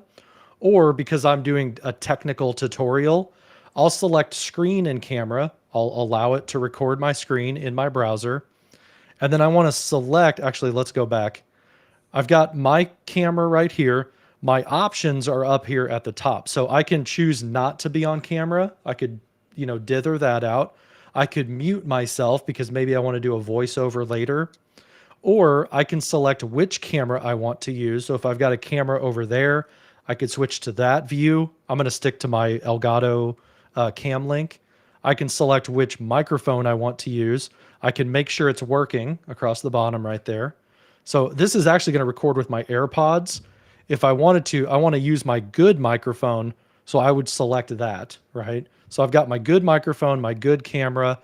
The other thing is a teleprompter. When I was clicking on this earlier, it wasn't coming up, but I don't know, Ludo, if you can talk to the teleprompter experience a little bit, because I think that's pretty cool in stream. Yes, I think you might need to be on a webcam because the teleprompter is designed to be you need along. And by the way, it should work. Good point. Now. There we go. There we go. This one happened to me, so that's not one. I'm not taken by surprise. So, and please keep the teleprompter and do something. I see you're being creative. Just so you know, on my internal version, we also have the screen recorder only. So you don't have to do the little hack which you did, which is disabling the webcam. So it's probably going to come live in your public version very soon. So okay. Because a lot of people do screen recording only, and they don't necessarily think of disabling the webcam. So anyway, the teleprompter was a pretty requested feature, frankly. So it has two benefits. One is you can have the text in front of you. You don't look on the right, look at the bottom. How many of those execs videos we've seen where you can tell they're reading from the bottom and it doesn't make it natural? And then the second benefit, what I just said, not only you have your text, but you can position that exactly where you want. So you can look at your webcam and make sure that you have like eye contact with the audience. So that's cool. And frankly, you're doing the feature request, by showing, yes, indeed. Yeah. You imagine that you would have right there a button to generate a script. Generate your script. Yeah. So what I did is I opened up the Bing sidebar and I'm asking Copilot to generate a 1-minute video about how to share a file in OneDrive. We're going to copy that script. Then we're going to paste it right here. And you can see that it's scrolling. It's this big, right? I can make that smaller or I can make it bigger. I can also change the speed. So if I click play, it's going to go at this speed. OneDrive is a cloud storage solution that lets you store and access. Maybe I want to speed that up so I could make it go faster, or I could make it go slower. So we go ahead, we pause that, we scroll up to the top, and then now we're going to click record. Or actually, here's another thing we can do. So let's close that out for the time being. We've got backdrops that we can do. So we could upload an image, we can blur the background. We can do what we were showing before we went live, is we could do a fake green screen effect. Then now I could add that to my edit if I want to. There's disco effect. I like this one. This is really cool. Kind of the time lapse, you know, it's moving, right? Like this, it looks static, but actually no, the light is moving. So it looks really, you know, kind of engaging. But I'm going to go back. I'm going to select that green screen. The other thing I can do is I can draw if I want to. So I could say, you know, like hi, like that. Maybe that I don't like that color, so I'm going to change it to, well, not green. Change it to white. This is needed. You need the stylus on your Surface to. Right. Yeah. On a Mac, it's not going to look as pretty, but I can do that. I can put myself in the corner and draw like a whiteboard, you know, like that. I could put myself really big in the middle. If I click the clear button, it's going to wipe my whiteboard away. Actually, if I select it and just delete those assets, right? All those little pen strokes that I made, we'll clean that up. So that is the drawing. The backdrop. We'll bring my teleprompter up, and then I can click record. Counts me down. I can say, hello, welcome to this tutorial on how to share a file in OneDrive. OneDrive is a cloud storage solution that lets you store and access your files from anywhere. You can also share your files with others and collaborate on them in real time. So there's my little intro. First time ever reading that script because, you know, Copilot made it for me. And we've got our clip. We can record it again. Like I messed up, I want to start over, or we can just say next. So now I'm watching myself and I can hear myself. I want to save and edit. And now I've got this as the video talking head portion. The next thing I want to do is I want to record my screen, right? So I've done my intro. I spoke to my script. I don't want to record myself. I don't want to record my mic. So I'll just record my screen, right? And in here, after it counts down, maybe what I want to do is I want to go over to SharePoint. I want to click on content. I want to show how to like share this video. I want to email it, right? So it's going to come up. I'm going to share it with Alex Wilbur. I'm going to hit send. Done. I'm done with my demo. I go back to where that is. I stop recording, save and edit. Now I've got the video screen, the talking head. So again, we're going to put those together. So now I am on top of my video. And then Ludo, what you were showing before we went live is because I've got this fake green screen, I can go to, is it under effects or filters to cut me out? Sorry, I'm on mute. It was effects. Oh, no. Okay, so yeah, we go to effects and we've got all these different effects to like make it look like a VHS tape, make it look, you know, really like obnoxious.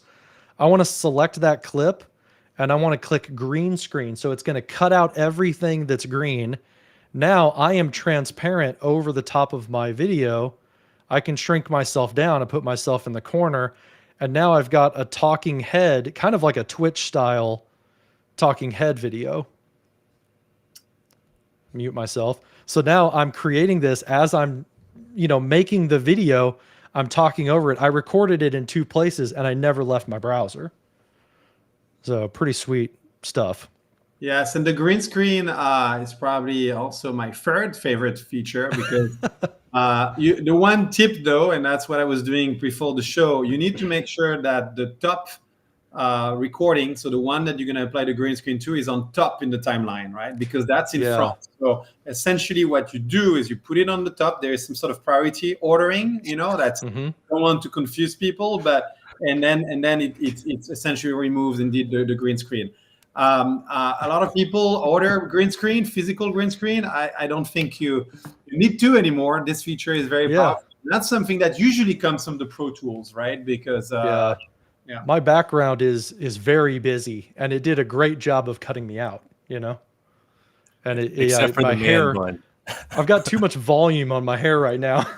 Daryl was like, it makes you look like a man bun. Now, I can move myself over to that side if I want, and again, I can mirror myself, so I look like I'm kind of like angled, and I'm talking over my screen, right? You wouldn't probably do this in most cases because you don't want to cover what you're demonstrating, but that's all right.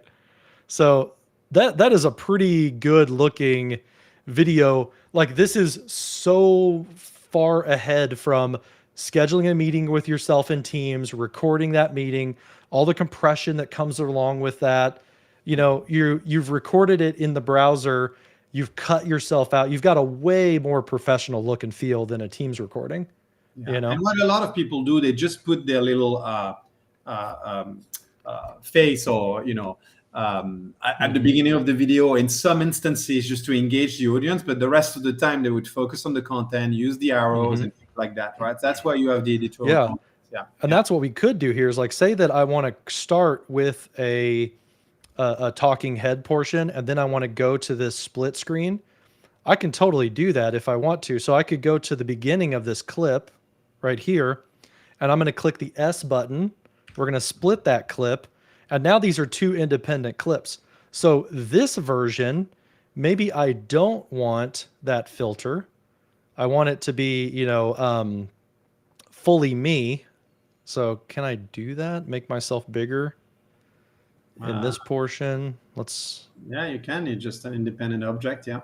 Yeah, let's make me full size like that. And then the effects, we're going to do none.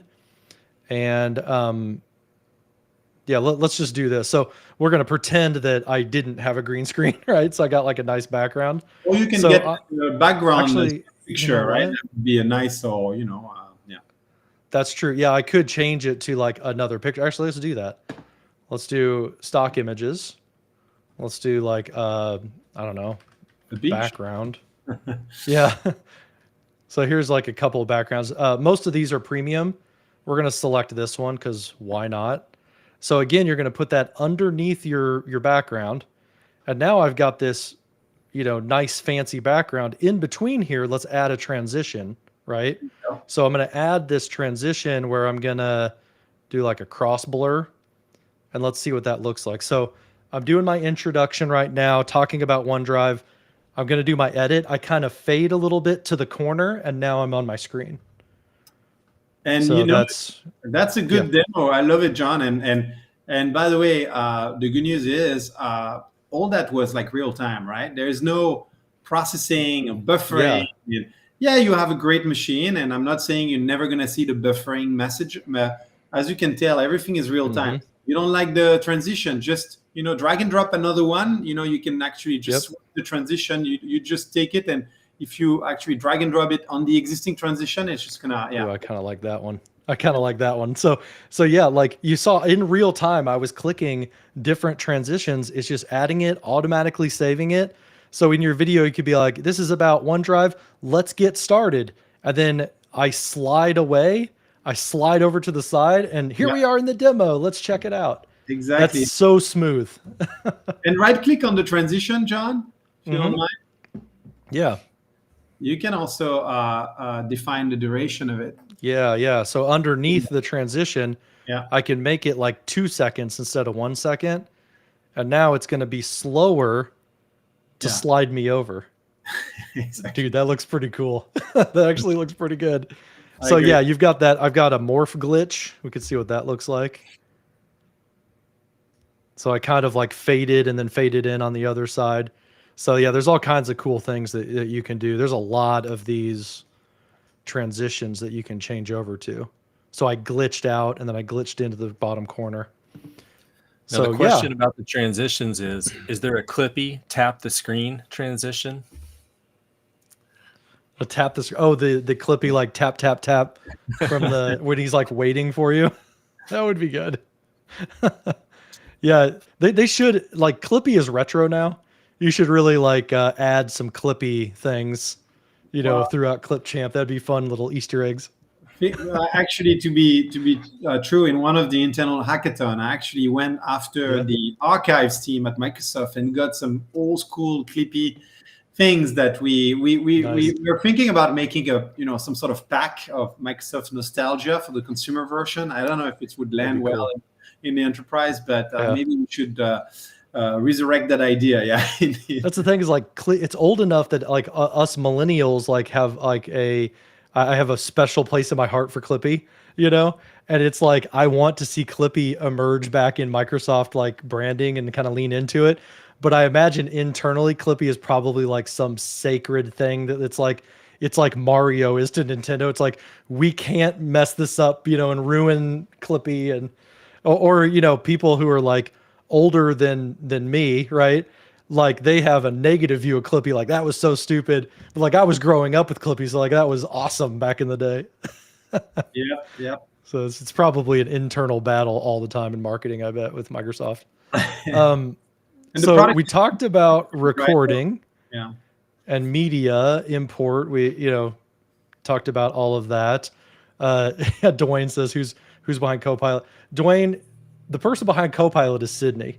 Don't get that wrong. It's it's Sydney, and she loves the New York Times.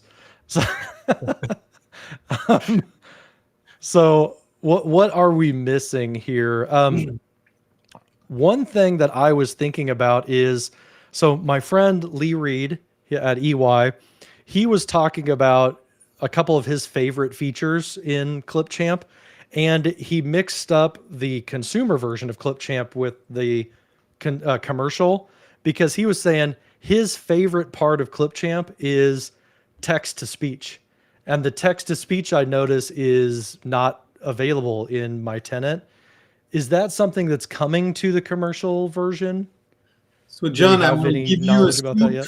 I will give you a scoop. I give a scoop to this audience. It is planned to be available to all commercial users the last week of February. So fingers crossed that we hit that deadline. The background of text-to-speech is that it's actually an Azure service that we call. But as you could imagine, even though it's our friends from Azure who build that service, we need to make it compliant and make sure it works well in the context of M365. And that's why it took us a little bit of time. But this feature is definitely a delighter because it basically supports more than 150 languages. You have different pitches. I mean, it's pretty powerful. You type a text and it really creates a good rendering. I tried myself in French. I try in French Canadian. This is totally mind blowing. And one of the things that's cool is that when you record yourself, imagine earlier you were diligent about recording only your face, just assuming you didn't need the text or something like that. But there is a feature on Clipchamp, if you share your project again, maybe John. And go click on the video that has a soundtrack. So I guess this one. Yeah, the talking head. On the right, there is a one-click button that allows you to detach the audio. So think about that use case where you record yourself doing something in English, and guess what? Just remove the audio track and create with text-to-speech the equivalent of what you wanted to say. Of course, you'll need to adjust the time, but you might use the the speed to match the time. But that's kind of an interesting way to use text-to-speech. That's a great idea. Yeah, you could basically, you're overdubbing yourself with an AI text-to-speech capability. Yeah, that's so powerful to put in people's hands. That's crazy. Yeah. One of my favorite uses of text-to-speech is to have a conversation. John, you saw it was a workshop video for a conference that I speak at, and as an introduction to the session, I had a conversation with my AI assistant, but I generated the voice of the AI assistant using text-to-speech. I was using Azure Cognitive Services for that. This would make that whole process so much simpler because I could just do it in the process of actually editing the video and kind of go back and forth conversationally. So I'm really excited into February to explore that. Insert animated GIF of Clippy here, right? Like you could have Clippy animating, and you could have like your recording and then text to speech of Clippy responding to you. and then lose your MVP status because you used Clippy inappropriately. There's a good thing by Daryl here about also detaching audio is really good if you want to, you know, go between your cuts, right? And you want that consistent audio track, you know, you doing what's called a J cut or an F cut, I think is what it's called, where you kind of like the talking starts before the person comes in. If you detach your audio, you can see that like my audio overlaps the edit. If I hide the comment, my audio overlaps that edit, so I could insert like a J cut there. So yeah. Yeah, no, that's cool. And then another use case is actually to remove any sort of accent, right? You want to have a clean, pure. I mean, I'm an example of it. Obviously, I have a strong French accent, so if I want to do a more, slick video that's a bit more formal, maybe I want to be behind the AI. Actually, I would challenge you to trick some people. Text to speech, is really high fidelity. So. I like the female voice more, frankly. I think they're smooth, but you can try. You have usually per language a couple of a few male voices. So play with it. So it doesn't have to do about translation. It could be also. I liked a lot the dialogue and Andy, what you said. I actually never thought of that. Or you might want in a video to mix the two. In fact, what I did before is that the introduction, I would do it personally. This is me. I want to make sure I make it personable, and I do a video of myself speaking, and this is who I am. But in the rest of the presentation, the voiceover will be made with the voiceover, the text to speech, because I want that to be more equal, right? No distraction, no joke. It's the text, and that's it, right? Yeah. I was looking up on my phone what Lee said when he was giving me feedback. He said his favorite voice is Andrew. He said that's the one that he likes the best when he's doing text to speech. But yeah, so that's available in the consumer version today. It sounds like commercial coming soon. That's a great scoop to have. That makes me very excited. I'm sure it'll make Lee really excited too. So just to kind of like focus on that, on the Clipchamp website, you can scroll through and kind of get a preview, at least how it works today in the consumer side. I'm sure it could be a little bit different when it comes over to commercial, but essentially it's another type of thing that you're recording is you're putting your text in there, and then you're picking the language, the voice that it's going to be in. You put the text in, and then it adds it to the timeline. I was going to share my screen, but I think the website does the job perfectly. Yeah, if you want to, you totally can. Yeah. Wow, it's the same thing. So, I mean, it's, okay. Yeah. Cool. Yeah, I think that's going to be really, really cool for the business world, especially as we kind of lean into a little bit more of like the vertical video, the kind of TikTok style of engagement for making things for like Viva Engage and stuff. A big block that people have to creating content is I don't think I sound good enough, or, they're self-conscious about how they look or how they sound. This could get away from that. And like, you've got expertise to share, just record your screen, go ahead and throw a text to speech on there and get yourself out there. And you can kind of build comfort and get to the point where you're recording your own voice. Yeah, and when we talk about that, I can't help thinking about the future, because I've seen some cool demos of voice cloning where you could, as a content creator, you might have a team, but you're the face of whatever brand, whatever organization you are, and you want to enable people on your behalf to create things, right? So text to speech, using your vocal footprint, of course, it brings a lot of challenges and of all sorts. But this is step one towards a direction. So you can imagine the Clipchamp roadmap is full of functionalities, AI-powered functionalities that could help you actually, have avatars, voice cloning, things like that, right? So right now, Clipchamp gives you the basic tools to make those creative projects. But we want to have your feedback as customers, and that's part of my job, engaging with you, John and Andy already. But I welcome feedback from the rest of your audience, and to basically try to prioritize and making sure we don't ship gimmicky things, but we ship things that are really useful in the context of your workflows. Yeah, I like how accessible that's going to make things. Speaking of, if you go to the website on here, I think Andy, actually, let me throw this in the chat for you guys. So this is the link that I'm showing on screen right now. At the bottom, there's some blog posts that kind of go along this subject as well. So there's like how to make your own voiceover, how to do a product demo, but also like accessibility things. They've got a recent blog post on here about how to make your videos more accessible with Clipchamp. And that's something that, I'm always really happy that Microsoft leans way into is accessibility up front and part of the design process. So on this page, again, let me grab this and add it. This guy will take you through a checklist of how you can, make your videos more accessible to people, including things like those auto captions, those voiceovers, things like that with AI. So Exactly. Really cool. Yeah, this is one of the great influence as well we got from Microsoft is making sure we go to the next level. Clipchamp always was conscious of this. In fact, I would just mention that auto captioning is something that's available today in the consumer version. Okay. Clipchamp Enterprise, we don't have auto captioning yet. We're working on something there within the product. But part of the reason why we didn't prioritize that is you can do that in stream, right?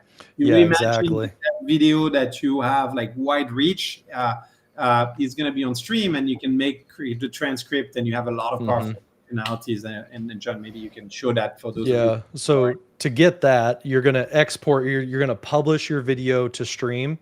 You go up to video settings right here, and then under transcript and captions, we're just going to generate that transcript. I'm in United States English, so I'm going to generate. Now I've got that caption file, and it generates it as a transcript that I can go fix whatever mess ups there were in the auto captioning. I can change and edit those, and I can save those edits as well. So definitely something as part of your workflow. Don't forget to do this step so that one, it makes it more accessible, but two, because it's a transcript, it makes your video searchable. So it's going to come up in Microsoft search results a lot easier because, it's able to be found better. So, yep.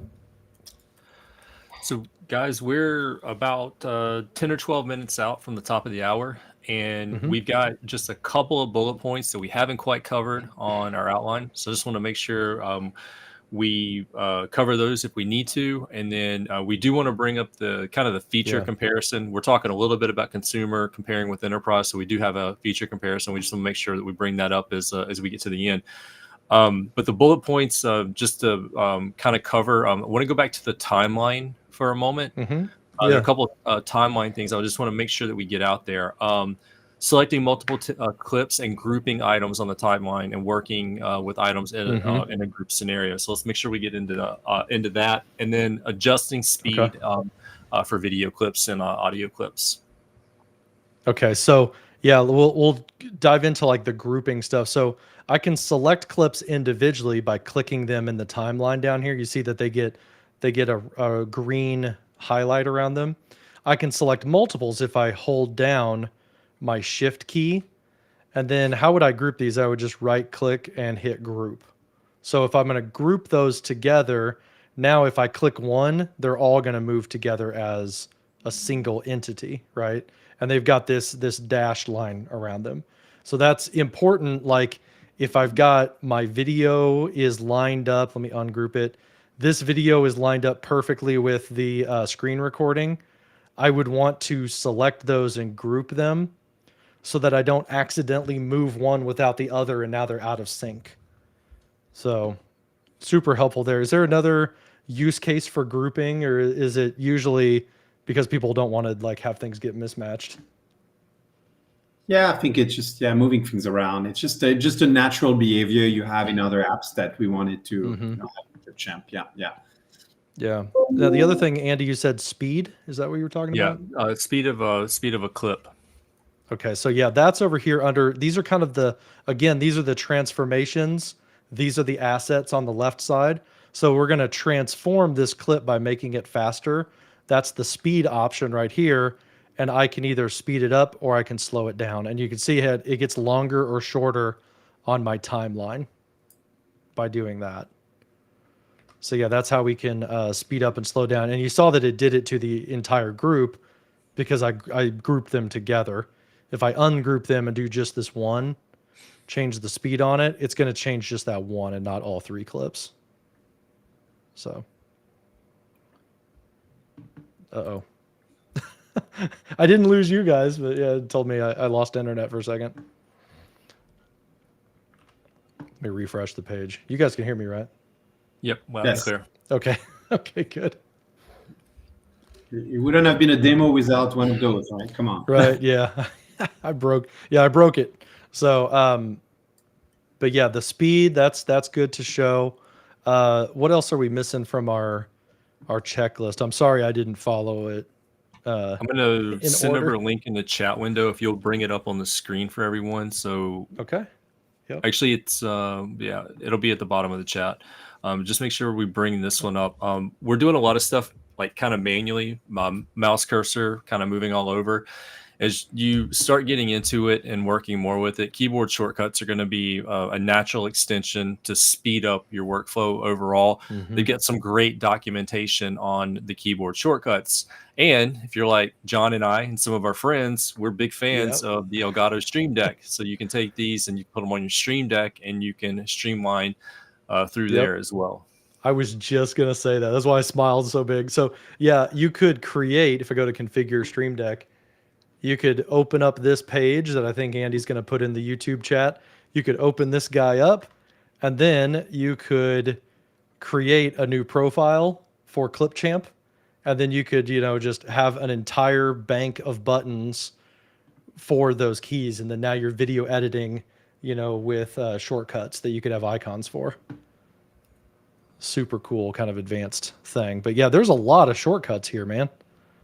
Navigation, display, moving items around. Yeah, there's some great scenarios or some disabled folks could basically do a video project. You wouldn't think it's the easiest thing, right? But yeah, so a lot of effort. Not to put you on the spot, but has there been any conversation around a Stream Deck plugin for a lot of the shortcuts, kind of similar to like the Teams plugin? That'd be Stream awesome. Deck? Not that I know of, but it's noted. I know that I just know John and I are big users of it, and I know a number of people that are joining in with us are also big users of the Stream Deck. So a Stream Deck plugin. Let's play with that for a second. Would be if that's really, okay. really cool. I want to try this. So I can move my seeker forward or back, or I can scroll the timeline up or down. Let's do move the seeker forward or back. So that's the left and right arrow. So if we go back here, I'm moving this forward and back, right? So I'm kind of scrubbing with my arrows. But I've got a Stream Deck because I'm fancy. I could go to my Stream Deck Plus and I could add a new page. And with this dial, so I've got a physical dial. I'm going to go here to my dials. I'm going to do a hotkey and add that to the dial. And if I rotate it counterclockwise, I want to go back. Clockwise, I want to go forward. And then let's say, what's the one for like play pause? Play pause is space bar. Yeah. So if I click the button, I'm going to do a space bar. Now you're going to have to imagine I'm grabbing the dial and now I'm moving it forward and backward. Nice. And I'm pushing the dial to play. So now I have a physical button scrubber on here that works with Clipchamp, which is just a web app. I love those of you at home, this is what I'm using. It's a Stream Deck Plus. So go buy one of these for a cool $200, and you can turn one of these knobs into a forward and backward button. And now, without having to buy expensive video hardware, you can scrub your timeline. Christmas months ago, unfortunately, but that's great. Yeah. So there we go. Right. That's one that we need to make into a YouTube short, Andy. At some point, we should look at trying to get some Elgato affiliate links. The number of times we mentioned Stream Deck. One more Ludos shout out. Like getting his Microsoft credit card ready to go buy a Stream Deck, and it's for work. One more shout out to Elgato, and I thought about this while you were doing the teleprompter stuff a little while ago. The Elgato teleprompter with the Clipchamp webcam recorder and teleprompter functionality, that's going to be really cool. So I can't wait to see somebody test that. Yeah. There's not there's not keyboard shortcuts for this, is there? Do you happen to know? I don't think so. Yeah. To scroll up and down. See, okay, so product team who's watching, who own the teleprompter feature, if you could have a teleprompter up and down button, then I would be able to go to my Stream Deck and I would be able to have like a scroll up, scroll down. Then rather than it just going at auto speed, I could have my hand off screen and I could basically scroll up and scroll down at my own pace. So that if I let go of it, it would stop where I'm at. I could take a pause, then I could reach down and I could keep scrolling through my teleprompter. So yeah, if you put shortcuts there, then I'd be able to use my Stream Deck as a teleprompter controller. But not just your Stream Deck. If there were shortcuts for that, you could Yeah, also map make it to up the down wheel so on you your could mouse push or your these buttons. keyboard. Yeah. Yeah. And I mean, your hand, if you're doing a demo, your chances are your hand's already on the mouse. So we could just convert the wheel, for example, using your own Logitech options. Yeah. That would be cool. I think another thing you could do is if I go back over here to Bing chat. Oh no, I lost it. Let's go in here. Yeah, I lost it. Is this gonna, no, it's just the thing. Let's just paste it a million times. I could scroll up and down as well, you know? So if I went in here and I hit record, we're going to start recording. And then like I could pause it and then I could, with my hand off screen, I could scroll down as I'm talking, right? So like I could control it myself that way if I wanted to by saying like Clipchamp, you know, I could like scroll as I go. So I guess you could do that.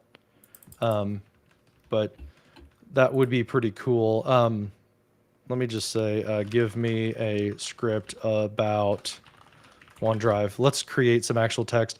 I guess I could do that with the up and down arrows if I were to like select the feature first. So just to go off the rails. Oh my gosh, I said create a script. It created like a PowerShell script. That's not what I wanted, but it works.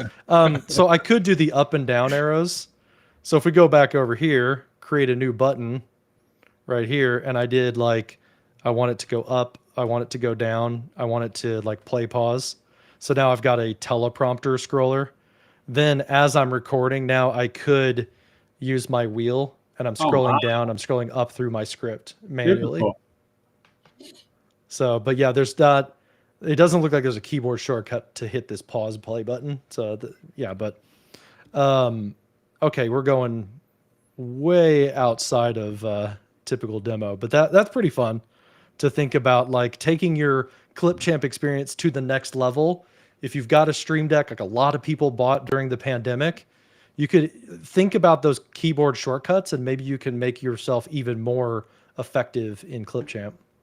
That's really cool. I also know that Acer during COVID also released a laptop with a little touchscreen on top of the actual keyboard where you could, you know, so I haven't tested that, but this is something that was very well optimized for video editing. So I'm sure there's like a bunch of, you know, hardware integration. We're not optimizing for that persona, so to say, right? Yeah.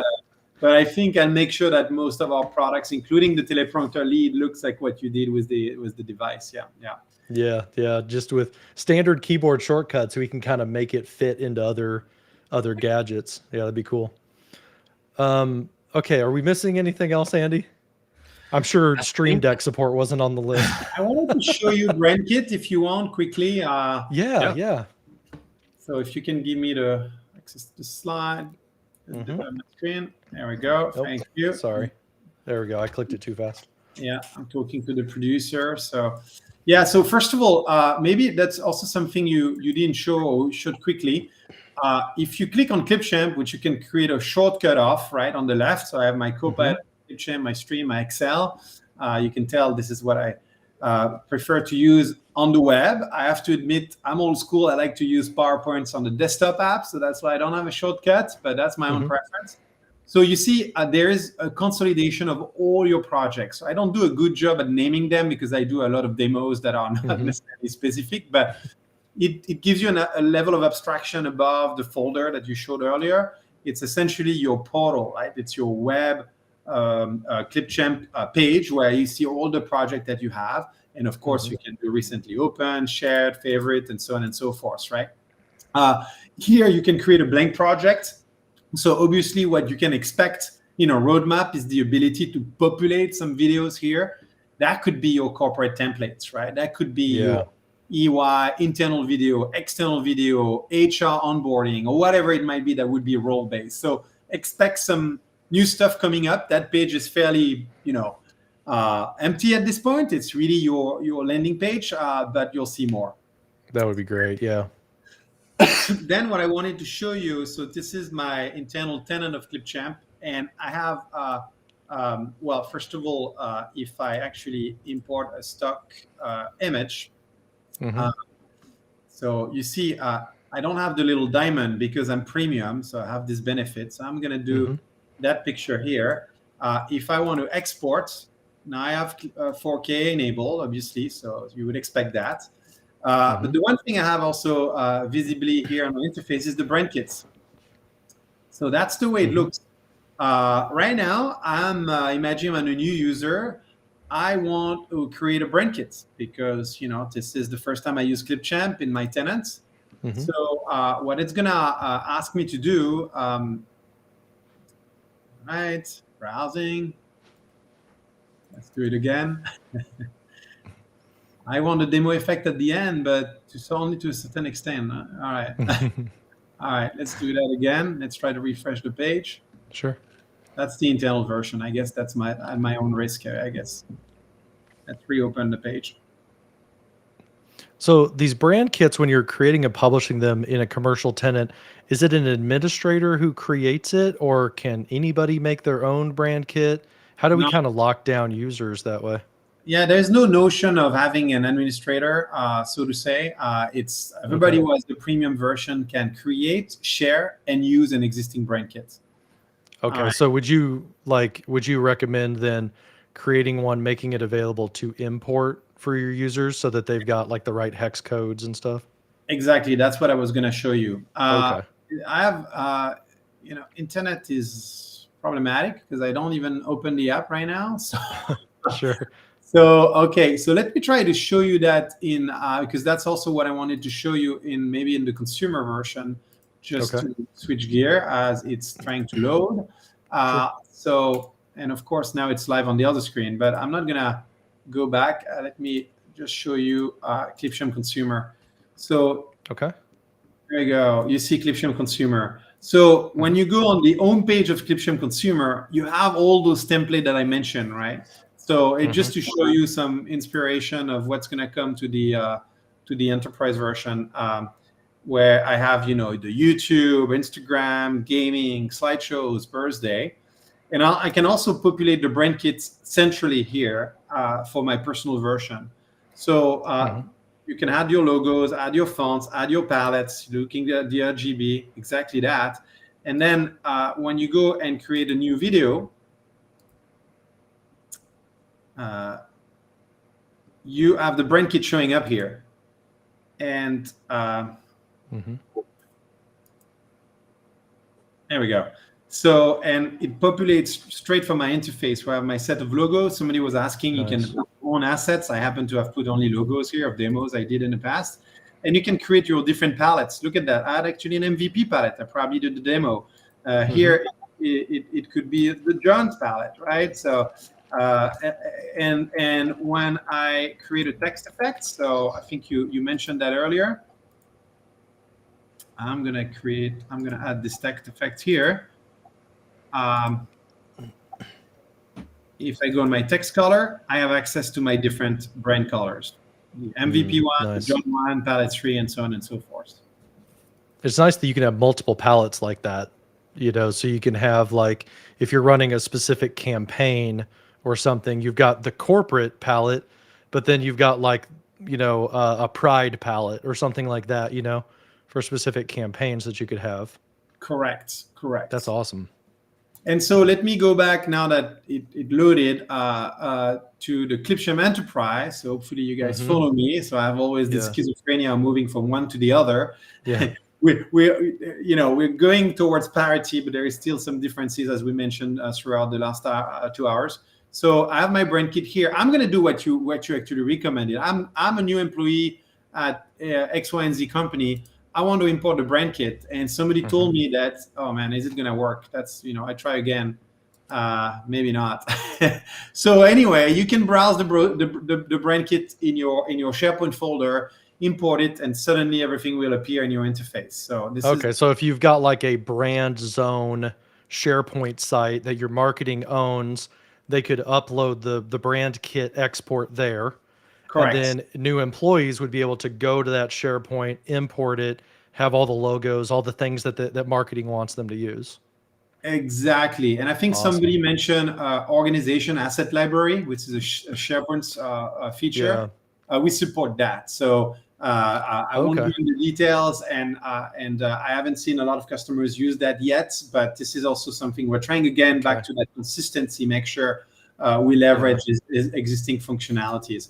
Your question about admin is a very good one, John. No, we don't have admin right now. So anybody could be a creator of a brand kit. In a multi-brand organization, you can have whatever team creates their brand kit. That could be seasonal. Maybe they want a brand kit for the holidays of Thanksgiving or whatever it might be, right? And switch back and forth. Today, you can only have one brand kit at a time. And so you need to switch between the one you imported and the one you created. Of course, we're going to make that brand kit evolve, and you would assume you would have access to multiple brand kits where you can switch back and forth, see all the recent one you actually had. So we're working on that, and of course that's going to be part of a brand kit V2 coming soon. Okay, yeah, that sounds great. I think you're going to see organizational asset libraries get more popular in the world of Copilot, because Copilot, if you're in PowerPoint and you want to create a slide deck with Copilot, it can leverage those templates in the org asset library. So I think we're going to see a lot of companies get suddenly interested in the org asset library. So that will kind of help, create that desire to have a brand kit there as well that we could kind of leverage. So Exactly. Yeah. And because I don't like to give up on a demo, I tried again, and now it's working. Maybe internet issues. So you see, I did import. So I created a folder, brand kit for Clipchamp, and I'm going to browse. I have a few of them here. I'm going to click here. That's the one I did for a team. We have another file extension. That's why I wanted to show you this. A .brand kit file. Exactly. Very small, 3K kilobytes. I'm going to select it and import the brand kit. And magically, here we go. So this one is that simple, but I have potentially my custom fonts. And you can edit the brand kit by importing your own fonts right here. Support the main formats. Nice. Color palettes, similar to the consumer version. And last but not least, logos, where I can just add a logo very quickly. From here, I'm going to do whatever. I should be careful about what I'm uploading, but you get the idea, right? Yeah. Okay. That's awesome. Thanks for taking us through that, because that's something that I think people are they're interested in, but they don't have premium, and it's like, well, that's a value add to something like premium, but being able to see what you get when you make that jump, I think will help people a lot. That's cool. Yeah.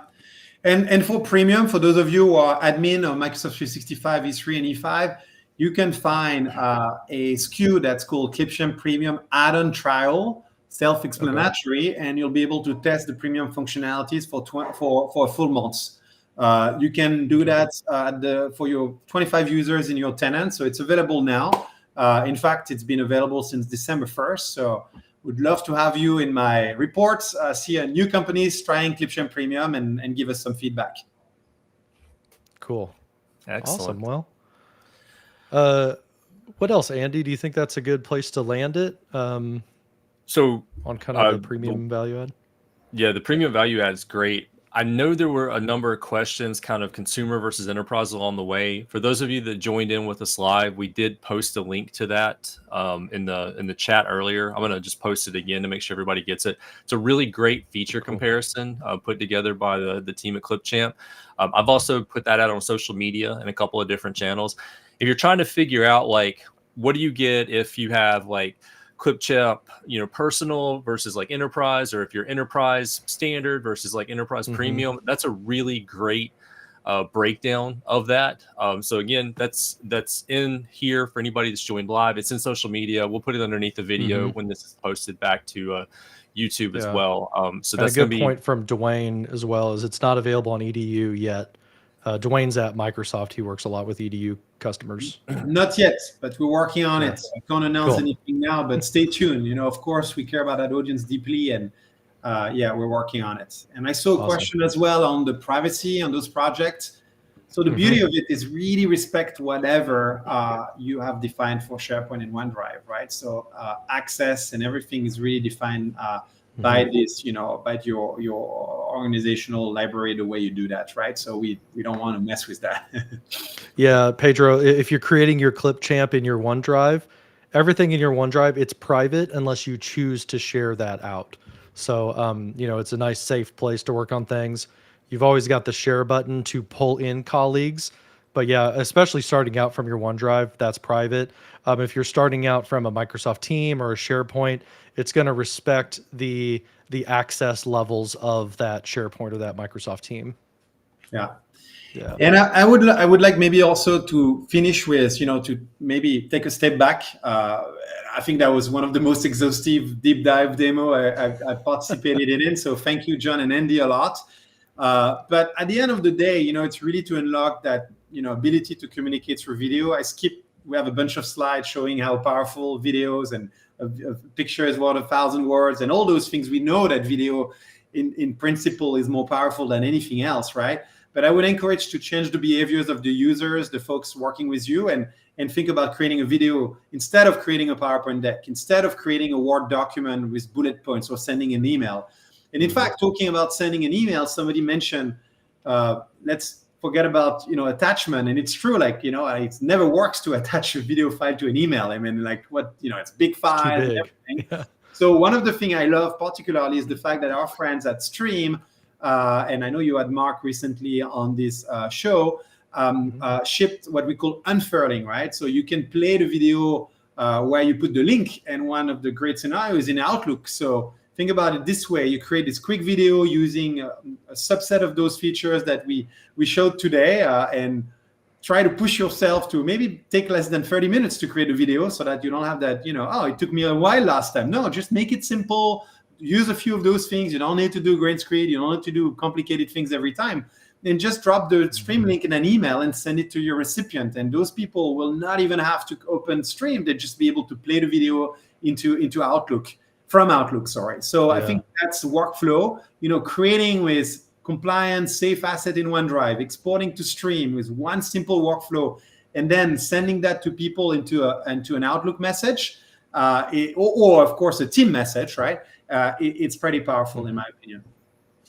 Yeah, that's awesome. I'm really looking forward to that native playback in Outlook. That's going to be really big. A lot of communicators have come to me in our new Stream world asking like, hey, I always have to like take a screenshot of the thumbnail and then put that with it links out to the video, whenever they can play it in the Outlook email. Yeah, my brand and marketing team is going to be very happy. So that's great. Cool stuff. Okay, so at the end, is there any place where people can find you, follow you, or Clipchamp, the brand? Yeah, of course. So look, we have, first of all, we have a great YouTube channel with a lot of tutorials. So there are, if you want to train yourself, go beyond what we did today. There's a lot of blog posts that we've been publishing over the years. Many of them are more specifically designed to cover our consumer product. That said, my colleague Toby, who might listen in, is working hard on transforming a lot of those resources on our support website for the enterprise version as well, and show the difference, right? So we'll put the link, of course, but there's a lot of resources. And other than this, I can as well share my email if you have some feedback to share to the product groups, I would use that.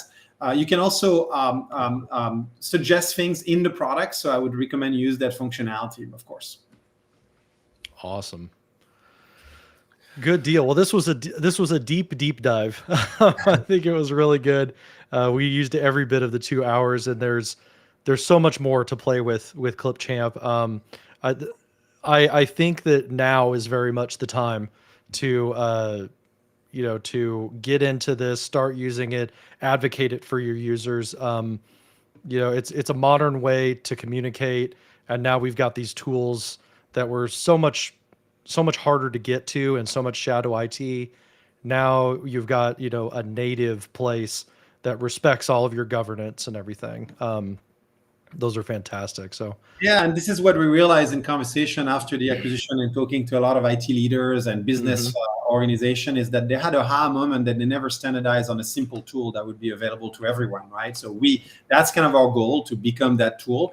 And obviously now you actually need a little bit of, it says no training requires. That's kind of we go by. If you understand PowerPoint, you'll understand Clipchamp. You'll have to just connect with the idea of a timeline if you've never done video, but that should be straightforward. And that's why we always, as a product team, try to figure out, is it worth adding that feature, or is it something that's really caters to the 1% and we don't want to complicate the product for that? Because of course, you guys, myself, sometimes I'm like, I'd love to have that because I've seen that in a more complex Pro tool, but we're trying to keep it to our DNA.